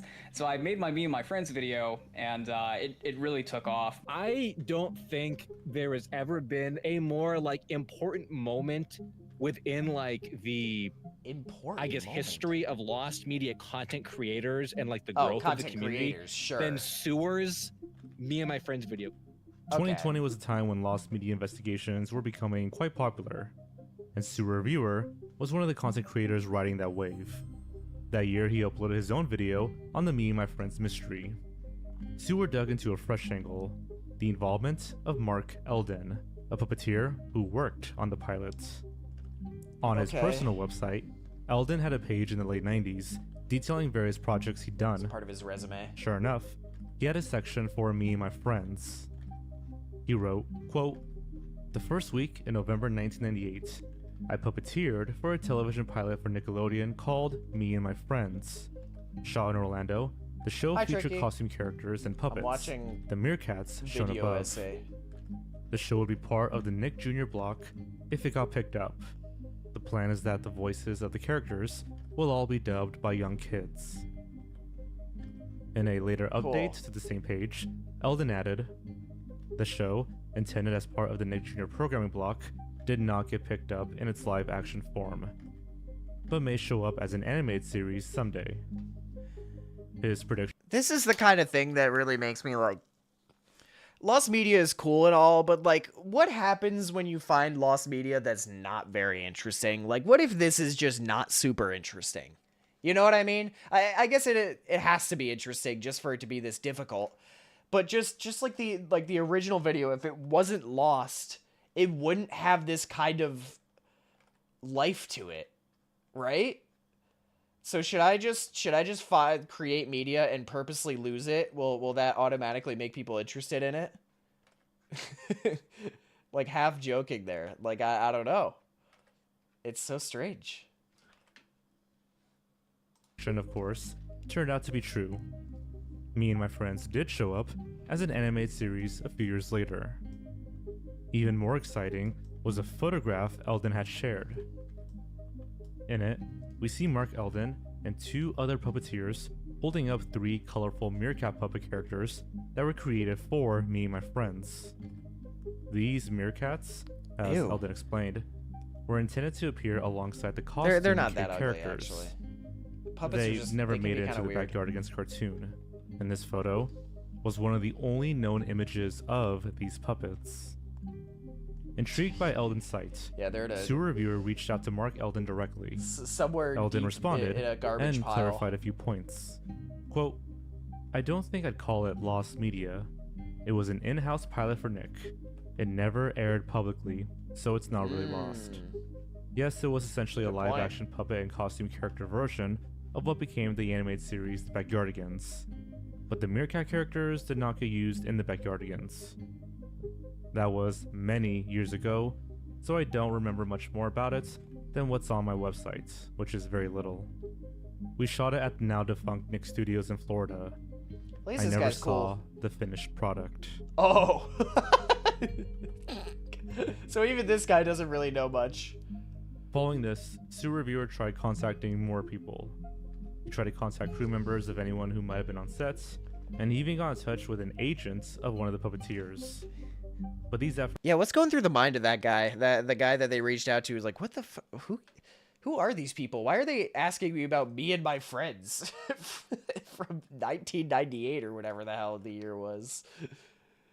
Me who's interested in whatever you have privated in the unlisted video. Yeah, but that's not lost media. That's hardly lost media. I'm glad that somebody watches it, though, because I was like, I wonder if anybody will actually go through all this. But I figured it's got to be someone. Just also at the same time, don't show it to me either.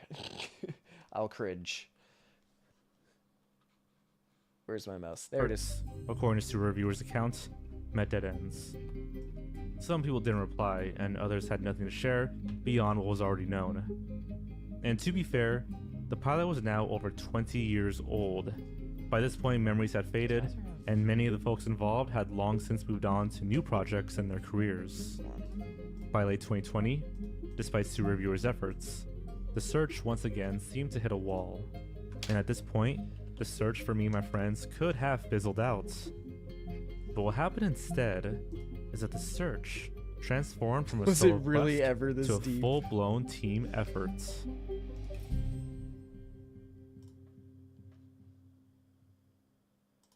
El Supersonic Q, Sue Reviewer, and a few others decided to join forces. They formed an online search Avengers team known as the Lost Cast to pool information and coordinate leads. I gathered up El Supersonic Q, Rift, Ultra Christ, and King Mr. Harvey, and we pretty much just made our own group, and we went over everything we had, and we cross-referenced that, and we're like, okay, this is wrong, this contradicts that, this isn't correct, that's fake. And so we basically collaborated, and we streamlined the whole process. This team chased down every lead they could, but for a while, nothing substantial surfaced. Why can't I draw the spike? Still, they persevered, and soon a breakthrough came from a user known as GenPen. Just to be clear, also, because sometimes if I sound like I'm knocking it, like they're like, how could they put this much effort into lost media that doesn't even matter? No, honestly, I'm just kind of being like silly about it because I spend thousands of hours doing other things. I think this is honestly a really interesting way to like meet people. You know what I mean? Like I feel like this must be like a crazy way to like, oh, how'd you guys meet? Oh yeah, we found each other because we were looking for lost media on the old Backyardigans pilot episode. We gotta get the BuzzFeed Unsolved boy. They're not even BuzzFeed Unsolved anymore. They're Watcher. They're Watcher. Little was known about GenPen's identity, but they claimed to have connections to the production of Me and My Friends. Oh boy. Naturally, the team was skeptical, but then GenPen delivered. She shared a never-before-seen photo. I was blown away. They're like, oh my god. Oh, wait, hold on. Which one of your characters would be lost media? There technically is, like, lost media Trisection characters. I'd have to... I don't know where the book is, but I have... my sketchbook, I don't go through sketchbooks very quickly, because I kind of buy big ones. I have 2 sketchbooks right now. One that's finished, and the other one that's, like, not even halfway through. And I had an older one that...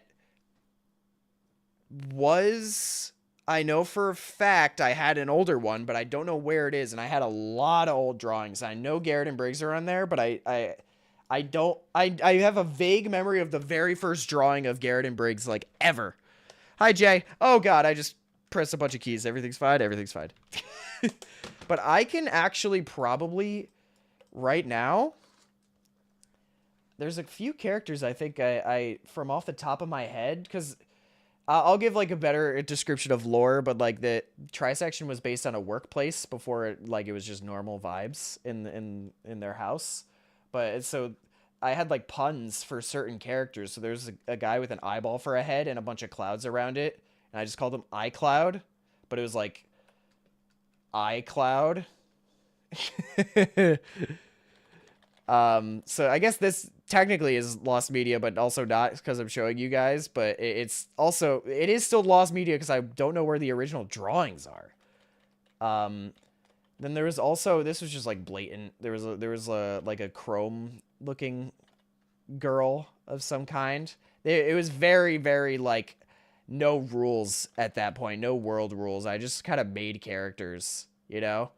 And then once Trisection actually, I created like January 29th especially, it just kind of like moved from there. Yeah, she looks something like this from what I remember. I don't remember what her name was, but she looked like that. I think there was a cat too at some point. It was just a dude who was a cat, just like this.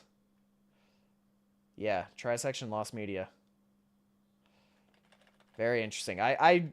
Another reason why I'm like kind of against making a video for Trisection is because if I find that book before we hit 8K, then I'm sharing that. But I need to find it first. That's the thing. I need to actually find it. I don't know. It has to be somewhere in this house, right? I feel like it has to be. Someone out there happened to like come across, you know, our search. They have new content from it and they're going to help us with it. So I was like, this is fantastic progress. Shortly after sharing the image, they deleted them from the chats. Yeah, but and insisted that the search team not distribute. Yeah, but I also, those characters aren't canon anymore. They were like original ideas of just like trying to figure out what Trisection was, you know? Again, I'll expand more on that in the Trisection lore stream when we hit 8K subscribers. But yeah, that's technically lost media. Them further. Respecting Genpen's wishes and fearful of scaring off a valuable insider, the search team complied and invited Genpen to the group. Genpen sent me 2 photos of one of the puppets next to another puppet, which we had never seen before. And it was like this rehearsal thing, and then immediately deleted it afterwards, saying, "This came from the production coordinator. I don't have permission to share this. Please don't save this image." I was like, okay. And then he saved the image. Okay, let's do it. I think at the time, the excuse that Genpen gave is that it was owned by, or was taken by someone else who worked on the show, and he didn't know if he was allowed to share it. At the time, though, I didn't think anything strange of that. Like, I thought, oh, like that makes sense. I can believe that. And considering we didn't have a lot of other like options, we just let it slide. Like, okay, like get that permission and then just send it to us again. We didn't think it was suspicious at all. Genpen also brought forward another piece of information. She claimed to have contacted someone named John Paul, John P, who was supposedly involved with the pilot's production. John P. Backyardigans. She even showed a screenshot of an email exchange with John Paul. According to her, John Paul provided little info, but said he didn't possess anything from the pilots. So that lead didn't advance the search that much, but it added to the list of people who were contacted. Another name off the list. In 2021, another member of the search group, going by Harvey, struck gold. Harvey managed to get in touch with Yvette Helen, the costume designer whose old website had originally revealed the pilot's existence. And to their delight, Yvette Helen was willing to share even more production photos from her archive. Oh god. She sent over 9 high-quality images of the pilot being made. I thought it was really weird because nobody had ever been able to reach Yvette Helen Studios. Like, I had tried contacting them, we tried contacting them, but I think Harvey had found the owner's personal email and asked them about it, and they had a bunch of photos. They sent 9, and they said, "Hey, we're gonna look in storage to see if we have any more." The first photo is of the actor for Pablo in the suit. A green screen can be seen in the background. I don't know why that's funny. The second photo is a strange close-up on Uniqua, front-facing Uniqua, and some staff can be seen in the background, including a maskless Tyrone. The third image shows an unnamed Nickelodeon staff member with Tyrone. They're both in front of a he's so large in the background, and the woman appears to be holding something. And there's also what seems to be a bunny doll on the floor. The The fourth photo shows Uniqua sitting on a chair next to a Nickelodeon employee, as they're both looking at some arts or something. The fifth photo is of an employee inspecting Uniqua's suit. The sixth photo shows an employee with Tyrone, who seems to be holding that bunny doll again. Okay. The seventh photo shows the actor for Pablo with some other staff around. The actors are holding what appears to be flags. And that weird bunny again. The eighth photo is a full body shot of Pablo on set, with a scooter and slide behind him. The ninth and final image is a group photo of all four characters with a staff member. I think when those photos came out, or when we got them, that was like, I feel like out of everything that happened up to that point, that was the first like, oh my god, guys, this is actually within our reach. We might actually be able to see this through. It's hard to overstate how thrilling these photos were for the searchers. Holy shit. And something that was really cool was seeing how the costumes differed from their final CGI counterparts. For example, Tyrone's fur was a more reddish color, as opposed to the orange he'd be in CGI, and his shirt had different colored stripes. Oh yeah, it does look a lot like Teletubbies. Hold on. Have you guys seen Teletubbies behind the scenes stuff? For those who haven't, I need to bring this photo up. Hold on. Teletubbies like behind the scenes is actually kind of scary. Just make sure there's nothing nasty on screen right now. You never know with Google. Yeah. Look at this. Ah! Look at this. Utterly terrifying. Why so large? Look at this! Look at it! Look at it! Can you please send me the link to this video? Why, Marin? Marin, just look up the title. It's on screen. Oh, no. I didn't even realize this one. They're so scary. Oh, my God. That's great. In 2021, the search team had amassed a small trove of behind-the-scenes content, which was the first major discovery in years. I mean, the pilot itself was still largely a mystery, but things were looking hopeful. However, there was one big problem. Where's the title of the video? Hi, Wiss. The title of the video is on screen next to the video. They had contacted virtually everyone they could think of. Designers, puppeteers, the director, production crew, and so on. Many of those people had helped as much as they could by sharing memories or photos, but none had, or were willing, to provide the actual pilot footage. The search team decided to consult the people who had started this whole quest years ago, the Backyardigans Wiki admins. These were the folks who had first listed those crew names back in 2013, and who had mysteriously deleted the Lost Media Wiki article in 2016. Perhaps, the search team reasoned, the wiki admins had knowledge or resources they hadn't made public. After all, the wiki admins have been going at this longer than anyone, ostensibly since 2010 or 2011. Maybe they had clues to share if approached directly. So the team reached out to two key admins, Melodolus and Pablor. So to get in contact with them was like, oh, like now we've hit the peak. We've come into contact with like the biggest faces of the community, and wait, apparently the rabbits. Oh, don't make me do work, and if I look it up, I can't watch. All right, then Marin, I'll send it to you later. Apparently, the rabbits used in the outside set would require it to be reshot constantly because of the rabbits having fun. You mean like the real ass rabbits in the background? You thought it was Tact's voice? No, Tact is. First of all, I don't think this guy's British, is he? I wasn't really paying attention to his accent. That formed. I felt like we were actually finally getting answers on some stuff because, I mean, here were people who had been searching for it like way before any of our videos, and they actually had results to prove it. So what they had shown was they had given us a list of names and what they had associated with them, like, oh, this person did this with this thing, they didn't have anything, they told us about this, yada, yada, yada. So we had no reason not to trust them. Now that we had a giant contact list, not only did we not have to waste time finding them, but yes, now we knew, okay, these guys, let's not even bother with. Let's only look for new names. We just kind of had this golden rule to not go back and recontact people because we're a bunch of people were already getting tons of messages about it. And I didn't want to come back and be like, hey, do you have anything else? And then them explode and be like, no, I don't have anything. Please stop messaging. So we were just like, okay, we contact them. It's one and done deal. Move on. The admins confirmed that, yes, they had been interested in me and my friends for many years prior. They recounted some of their own search efforts. They had, for instance, reached out to many of the same names, but apparently hit similar dead ends. In other words, the wiki admins claimed they knew nothing that the search team hadn't already discovered.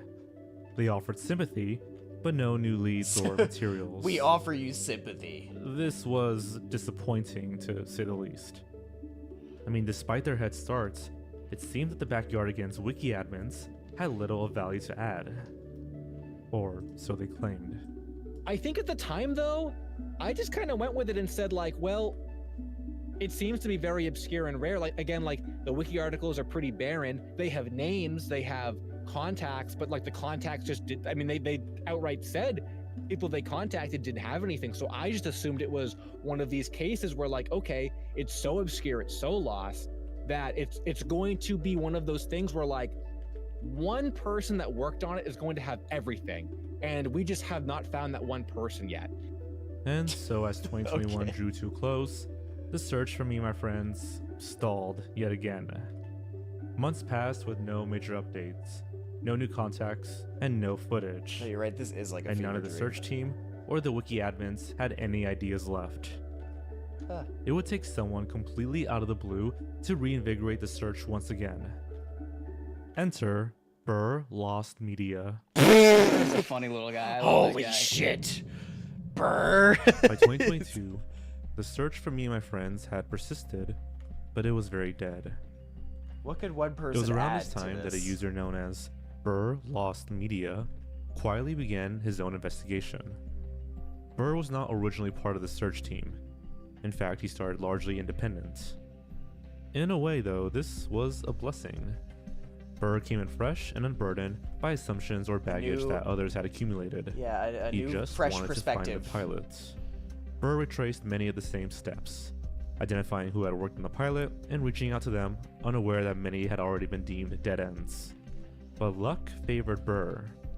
Against the odds, he made a breakthrough where others had failed. He got a response from Mark Delvecchio, the original character designer for Me and My Friends. Mark Delvecchio was a significant figure. He's an illustrator and author known for children's books and designs.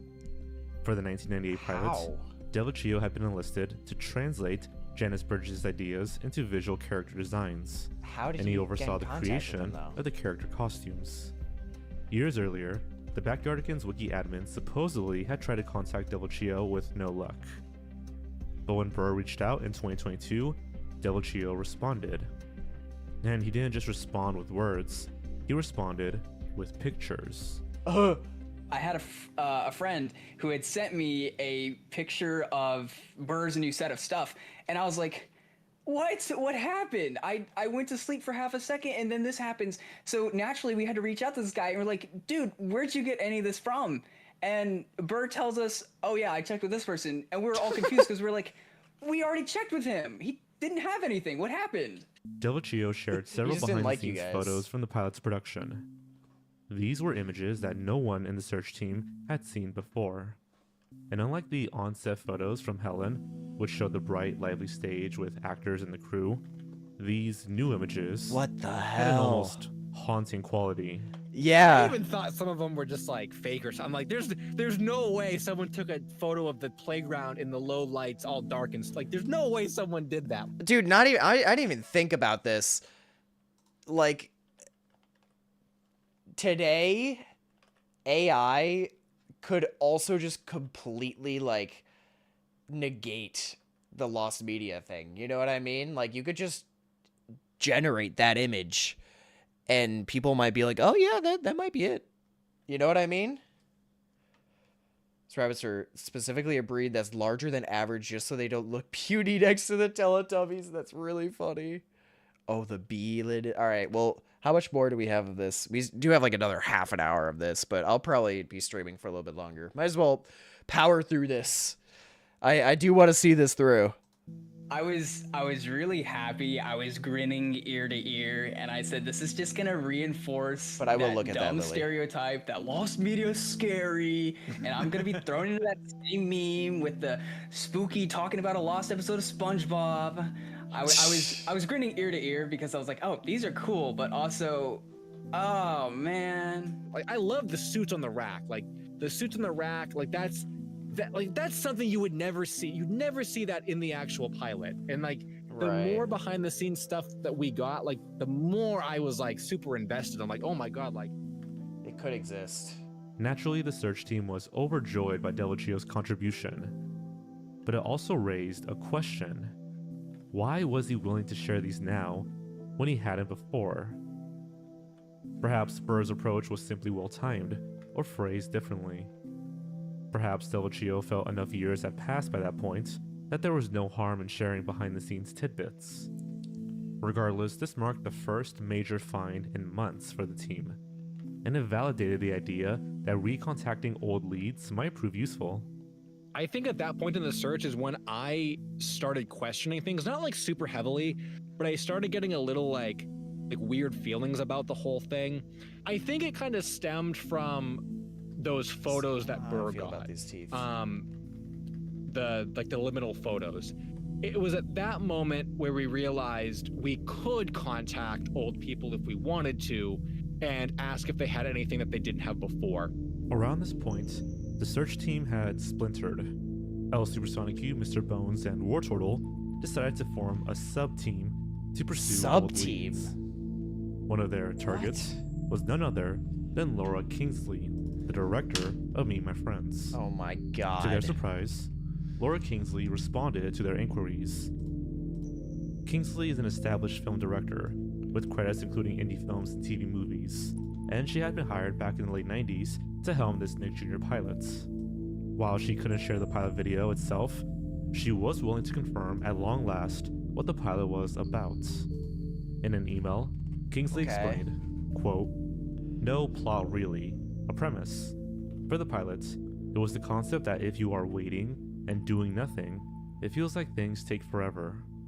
But if you get involved with other things, the time passes and you enjoy your time. Geared towards the small children." Yeah, that's what I'm kind of... There is just the pilot, it can't but be that nothing I can interesting share. Of a... Hopefully you'll stumble upon it somewhere someday. It was a very sweet and charming little show. Thanks for your interest. Take care. I could not believe that not only did they respond, but also that, yeah, we got it. We got a plot summary. And that was something that the wiki admins, I don't believe they told us a plot summary. I don't think they really said what they got from the director, like what information, other than that the director didn't have anything. So I think at that point, I was surprised that it happened, that we got what we did. I really wanted to go back and recontact people they had contacted before, like more so now, simply because I suspected there may have been stuff that we weren't being told. Her response confirmed a few things.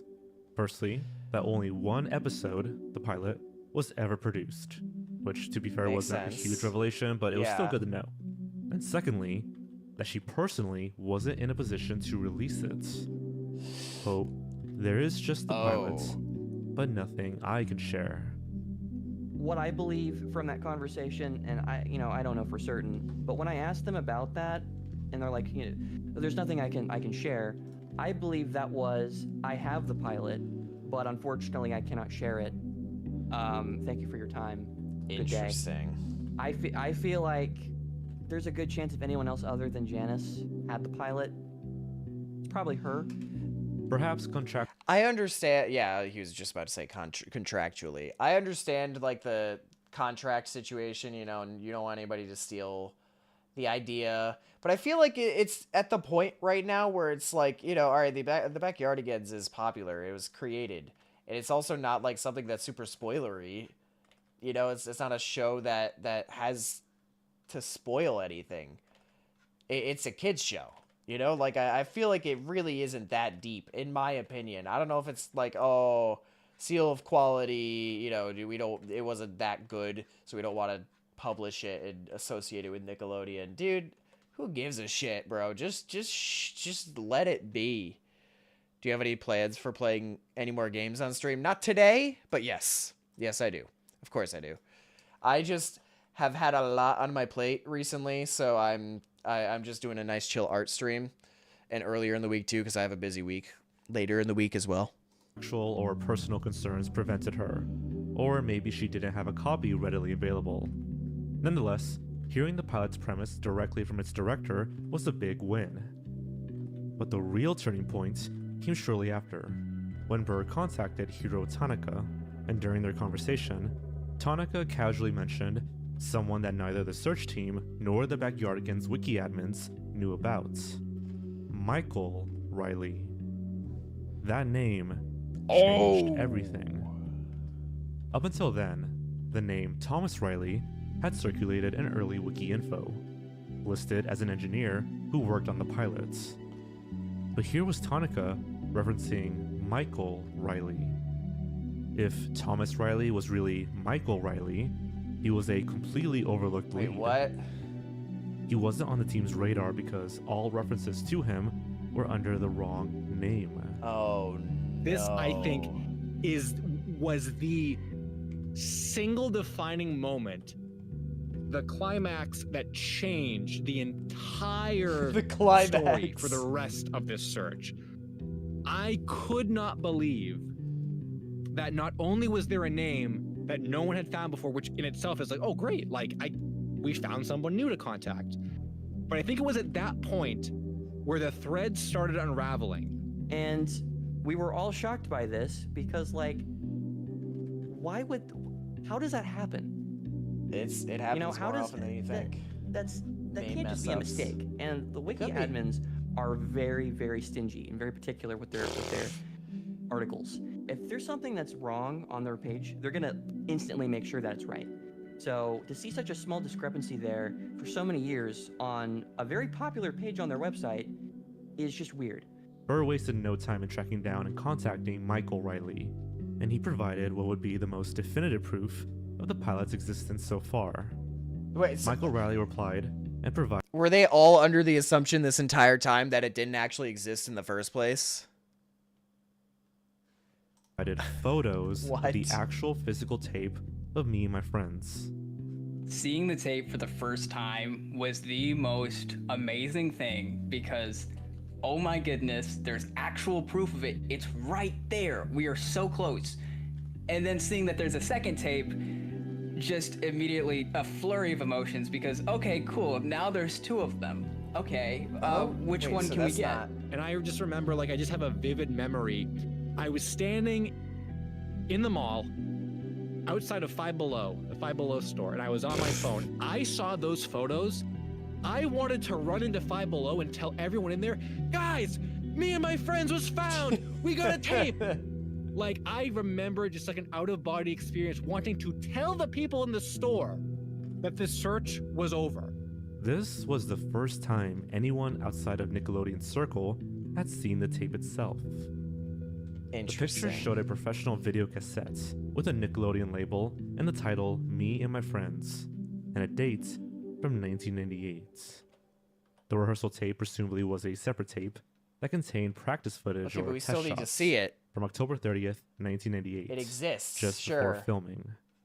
This was concrete, indisputable evidence that a tape existed, and Michael Riley had it in his possession.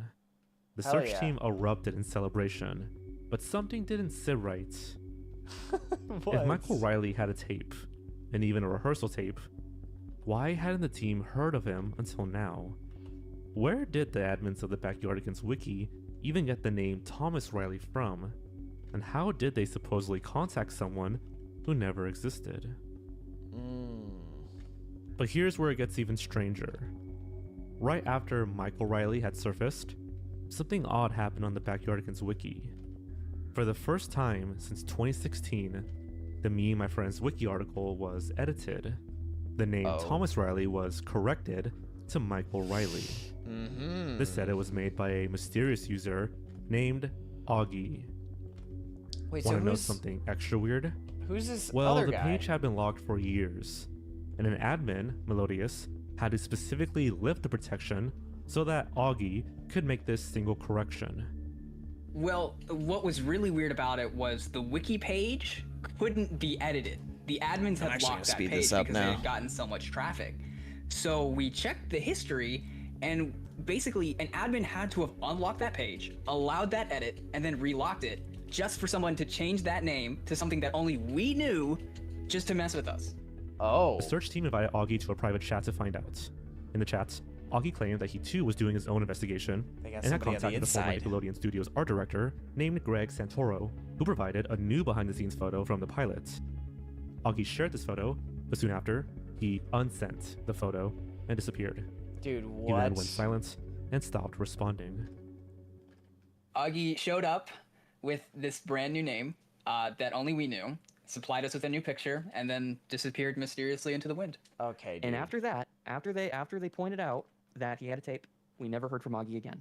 Meanwhile, Michael Riley's trail was cooling off as well. After initially being very helpful by sharing the tape photos and expressing interest, Michael said in late 2022 that he was in talks with an old Nickelodeon producer about possibly releasing the pilot. This sounded promising. Maybe he was seeking permission to get the content out there legally. But after that message, Michael Riley also went dark. He never followed up with the searchers. Attempts to reach him again failed. Right at the very, very end, that's when he stops responding. And the only conclusion, and we have talked about this with each other for hours on end. I think nearing the very end of like the last step that would require to get the tape digitized, I think Augie sniped him, used his email, sent him emails. I have no idea what he could have said in those emails. Maybe something made up like we were going to profit off of this. Maybe something made up like those guys are bad dudes. Don't do this. Who knows? Who knows what was said? I strongly believe that Augie took the email address that was posted in our private group chat, sabotaged it, and then just laughed at our displeasure. So when Burr asked, people on the internet are wild. He was very excited that people were interested in this, and he's like, "Yeah, sure thing." They give what I'm enough gonna do, of a guys. shit to do I'm something going like that. to get in contact with an old producer friend, Nick, and I'll get back to you on whether or not I can share this or not. But I'm really excited about this. I'll keep in touch. And that was the day that we got that information. Was, you know, coincidentally the same day Augie joined, and he saw this information. So after that, silence. Nothing. We messaged him. We're like, "Hey, is everything okay? You know, is there an update you could give us possibly?" And I feel like that if, for whatever reason, this producer individual that he knows was like, "Sorry, man, you can't share this," he seemed like the kind of person who would be polite enough to just let us know, "Hey guys, I'm sorry. Unfortunately, I just can't share anything. But I hope, you know, good luck in your search." He was so open. That was the weirdest thing to us. He was so open about this, but all of a sudden he just ghosted us. That's weird. So, by the end of 2022, the search had hit a bittersweet milestone. They had proof the pilot was out there in private hands, yet it remained unreleased. Unfortunately, as 2023 rolled in, progress was at a standstill. Leads had gone cold or silent. The team had contacted virtually everyone known to be connected, and had even uncovered previously unknown personnel. They calling it like Little cold, did they like know it's a like that it's the biggest a revelation murder. was about to unfold.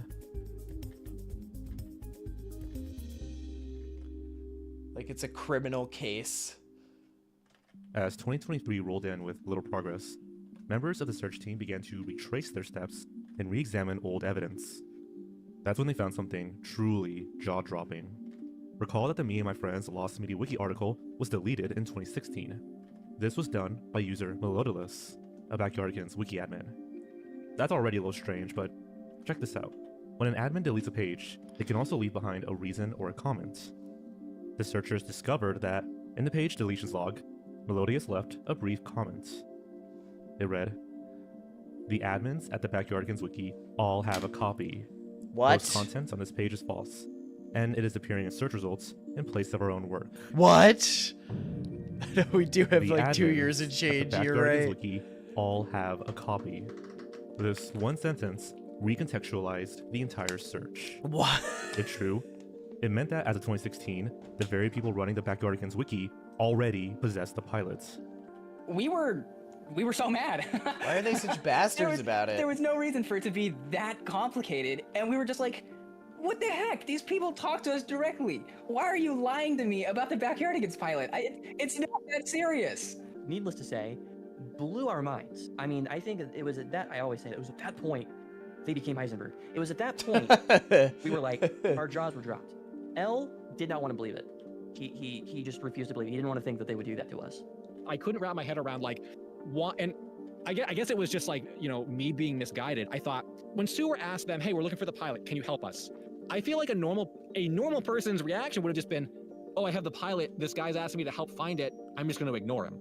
Like, I thought it was more realistic that if there had been anything going on, they never would have joined a group chat, they never would have talked to Sewer, they would not have really like made themselves accessible. They would have just kind of like stayed in the shadows. They were trying to misguide us, but I never even really thought like, why? That takes it way too far. I didn't think like, why would they go so far to try to misguide? Like, that just seems like, what a waste of energy. Yes. The search team was floored. For years, they had believed that the Backyardigans wiki admins were fellow fans, wanting to find the pilot just like them. But they could Instead, be people who actually... they were eavesdropping on the search team to make sure they couldn't find the pilot. Yeah.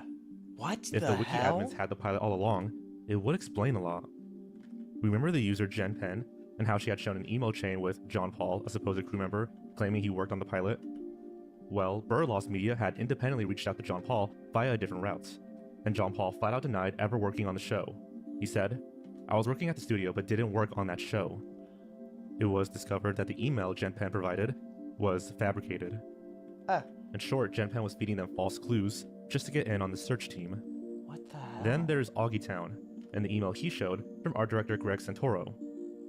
L Supersonic Q compared it to an earlier legitimate correspondence he'd had with Santoro, and found that the two email addresses did not match. It seemed Augie forged an email to back up his story. That's what I was thinking. And like then somebody's there's Drew Emerson, pretending the to be somebody else. who took down L Supersonic Q's video. If he was indeed one of the admins in disguise, they needed to snuff out public attention that might lead people to pressure them to release the pilots. All signs pointed back to the Backyardigans wiki team. It became clear that these anonymous accounts were almost certainly sock puppet accounts used by the admins. And the motive? To embed themselves in the search effort and mislead it, thereby protecting their recorded copy of the pilots. The next burning question was, why? Why all this secrecy and efforts to hoard a 14-minute preschool pilot? What did these admins stand to gain? It's for children. Aside from perhaps bragging rights among themselves that they had something no one else did? The search team had their suspicions, but they needed more info on how the admins got the pilot in the first place, and we'll get to that in a moment. After this revelation, L Supersonic Q and others decided to go public with their findings. LSSQ created a comprehensive 2-part documentary on YouTube exposing their ruse. In these videos, he laid out how the wiki admins misled everyone, from the fake lawyer to the fake helpers, Jen Penn and Augie. Yeah, the immediate aftermath saw the Backyardigans wiki website vandalized by furious users, turning it into a battleground of memes and accusations. The wiki admins tried locking pages and maintaining order, but their credibility was shattered. On social media and forums, people skewered the hoarders for their behavior. And there were memes, a lot of memes. After all, this was a ludicrous amount of drama over a children's pilot. How did people take it this seriously? By June 2025, the search had basically turned into a waiting game. At this point, there were only 2 options.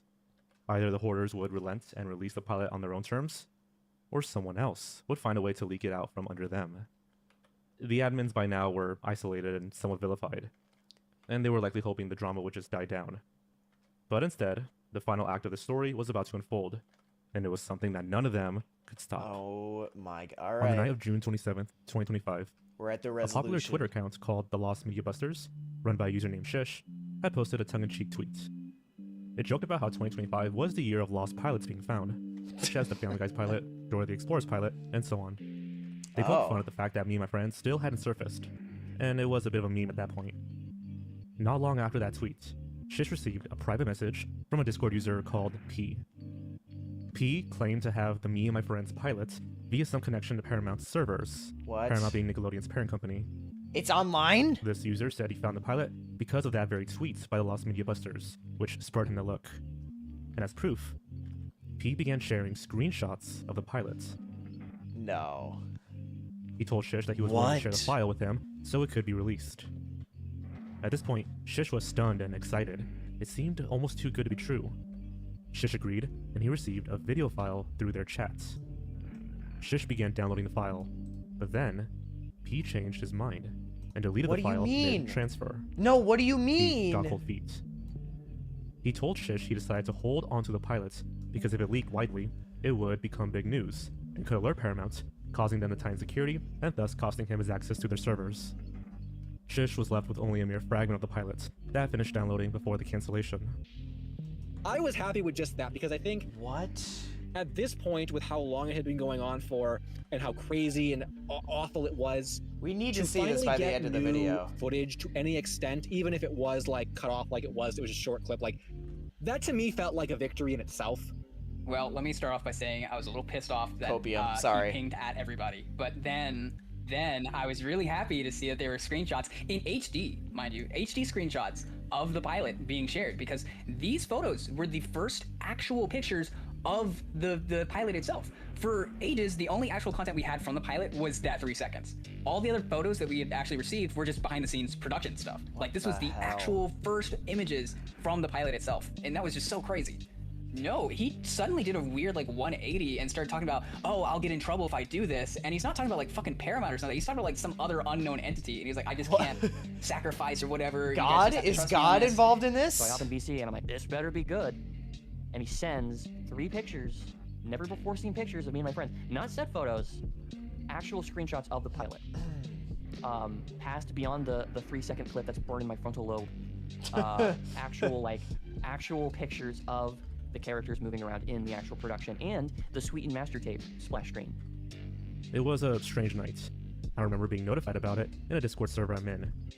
We were talking about it the rest of the night. Who was this P person? Was he possibly another trick by the admins? Did someone scare him off? Maybe one of the admins caught wind and threatened him too. Hell? We braced ourselves for yet another indefinite wait.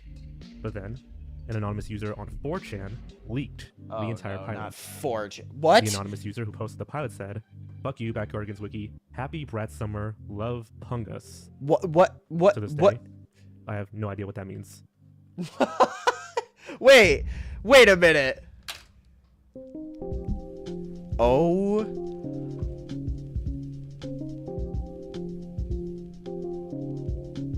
What the hell? So I thought it was so poetic that it would leak on 4chan, of all things. Here it is. We had always talked about, oh, you know, what happens if it comes from a leak or whatever. And earlier in the search, we're like, oh, that would really suck. But we had reached the point where we were just like, oh my god, thank you, it's over. Somebody did. And I think just because it was a combination of the Media Busters tweet and this guy just openly posting stuff in the Discord and then immediately being like, oh, never mind or whatever. Somebody was just like, okay, fine, if you're not gonna do it, I'll do it, whatever. You know, I think it was just one big thing of everybody just wanting it to be over.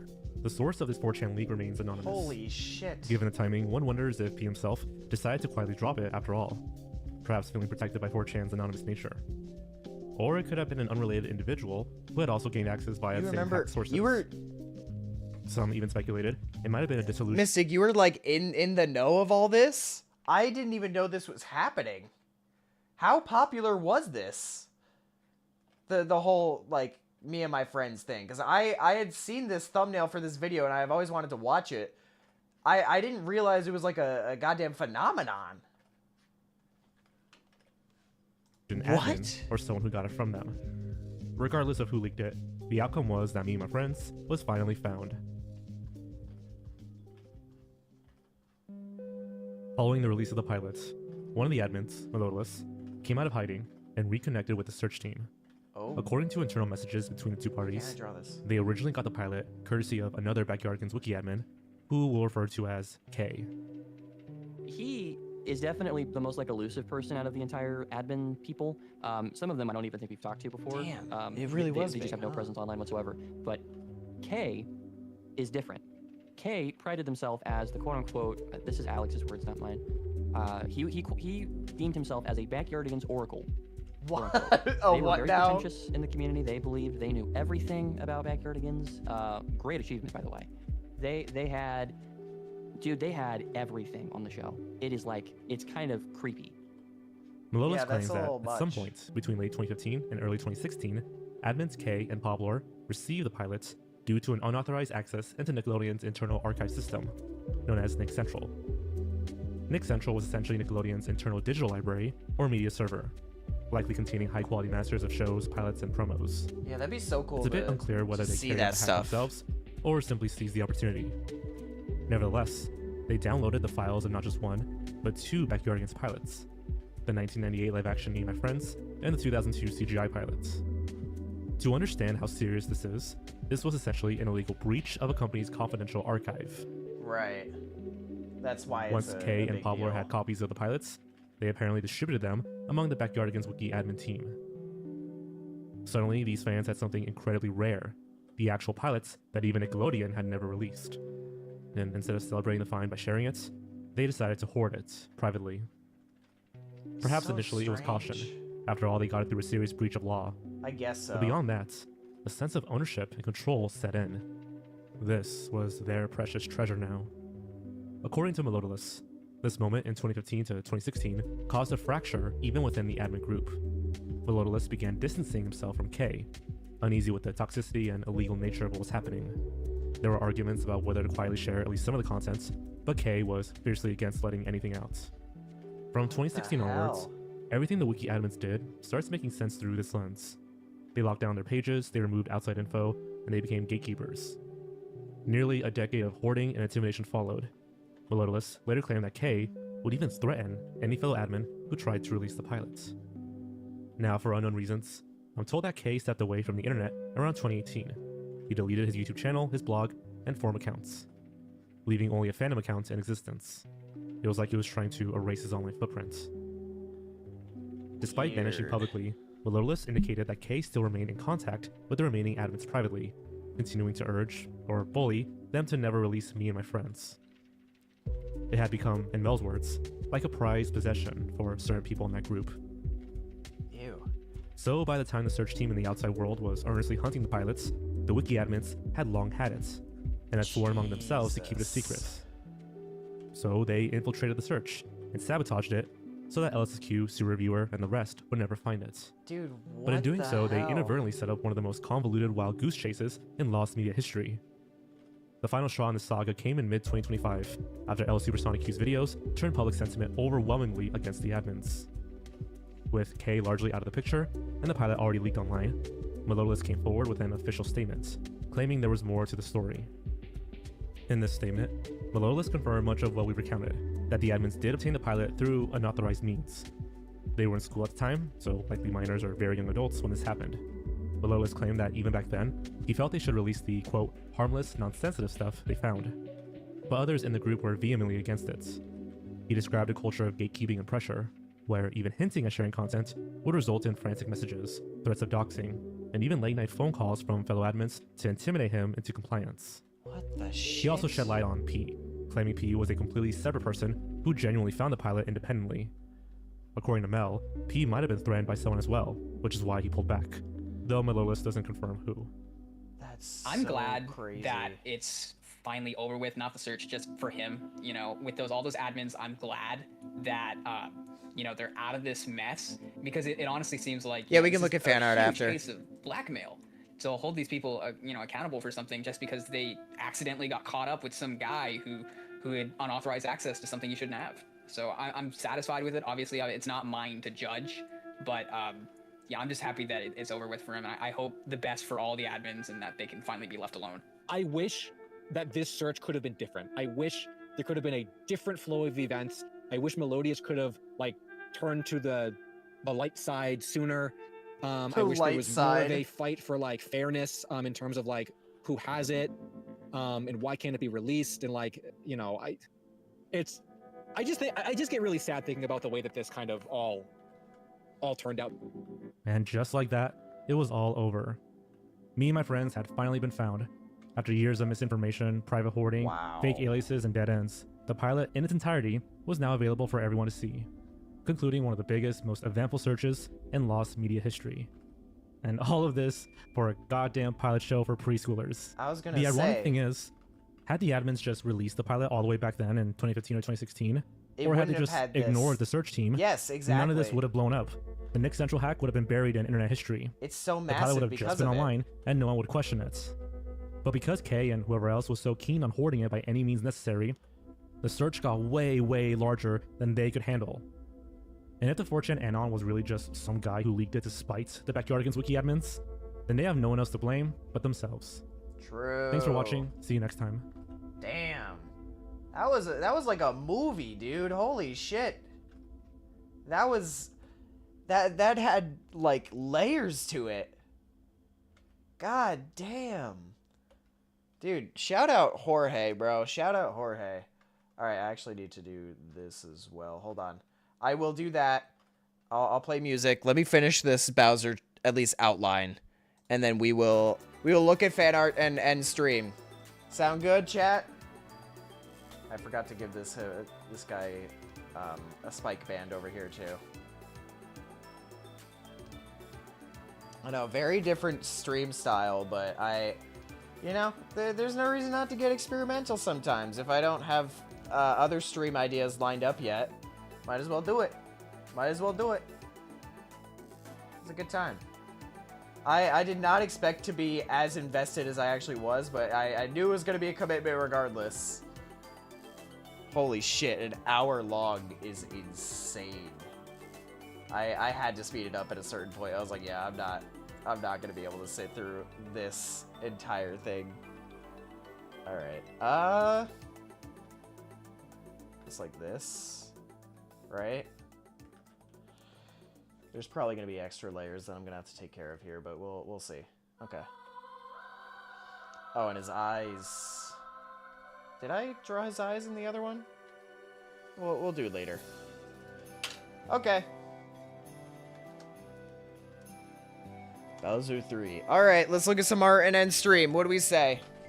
Lily has the bee stuff, but I can show you guys what Mystic worked on as well.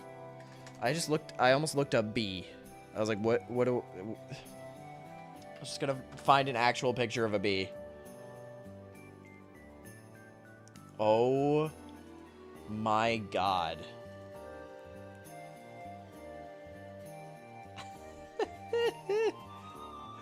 What? Oh my god. That is just a realistic ass bee. You made a shit post? Where? Where shit post? I'll look for the thing. Actually, Mystic, I think you uploaded it, did you not? Or at least this. Yeah. Based on this, of course.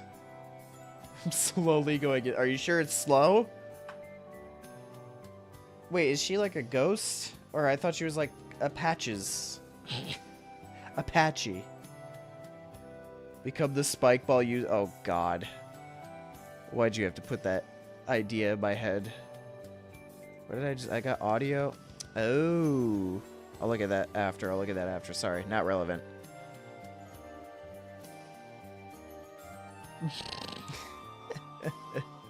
Sorry, Splat. Splat said, I'm gonna kill Colin. Start streaming when Jazz Band is soon. I'm sorry. Yeah, here's the other one. Hell yeah. So is she like a ghost or like... Oh my god, bees. I didn't even notice their little flies.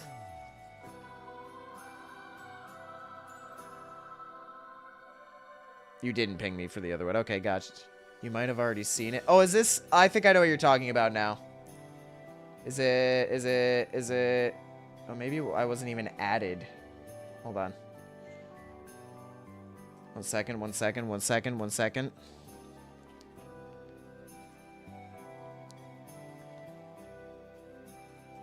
This one. Creature. What are the others? Sajin's a dragon, obviously, right? Shape-shifting spirit hiding under a pillow. Oh, I see. No, it's not slow, it's quick. I'm rapidly going insane. Hell yeah. I know, I love them. What? Oh, okay, yeah. Wait, obviously Tack is a skunk. What is Bale?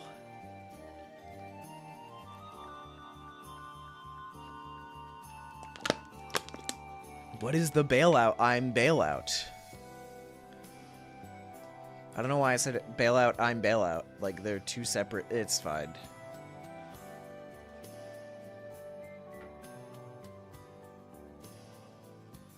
I gotta know. Well, because I'm like a Stitch alien creature, right? Bale is a computer. Wait, I love that. Sajid is a dragon, Demon Attack is a skunk, and Cullen is an alien. Yeah, so I'm like Stitch alien-esque. Twyla made the... Oh, I see. Oh, so she created like a mortal coil. I see. Interesting. Hey, I'm not saying it's out of the realm of possibility to put them in the Trisection world. It just... Trisection is like... In my brain, baby, they don't exist at the current moment, you know?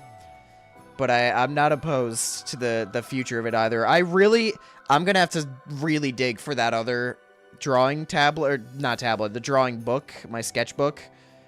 Because, like, man, there's some old-ass drawings in there that I just gotta look for. You know what I mean? I want to name more of my Pokemon in Legends Arceus. What? All I have is Tack Stunky. Oh, I just come up with random names instantly. I'm just like, Skungus. Your name is Skungus now. Spoop. Earschblunk. You know, just stuff like that. Alright. I'm glad I got a stream this week because I was like, oh god, I'm going to be so busy later in the week. So we got to watch some stuff here. Members, you guys will probably see more progress on other stuff just in general. I have Trisection animation coming up.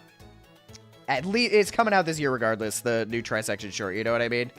Just include Juke and Spectre briefly when Twyla's name is mentioned. How am I going to include all three? Well, we'll talk. One of the Pokemon in Heart Gold is called Asshole.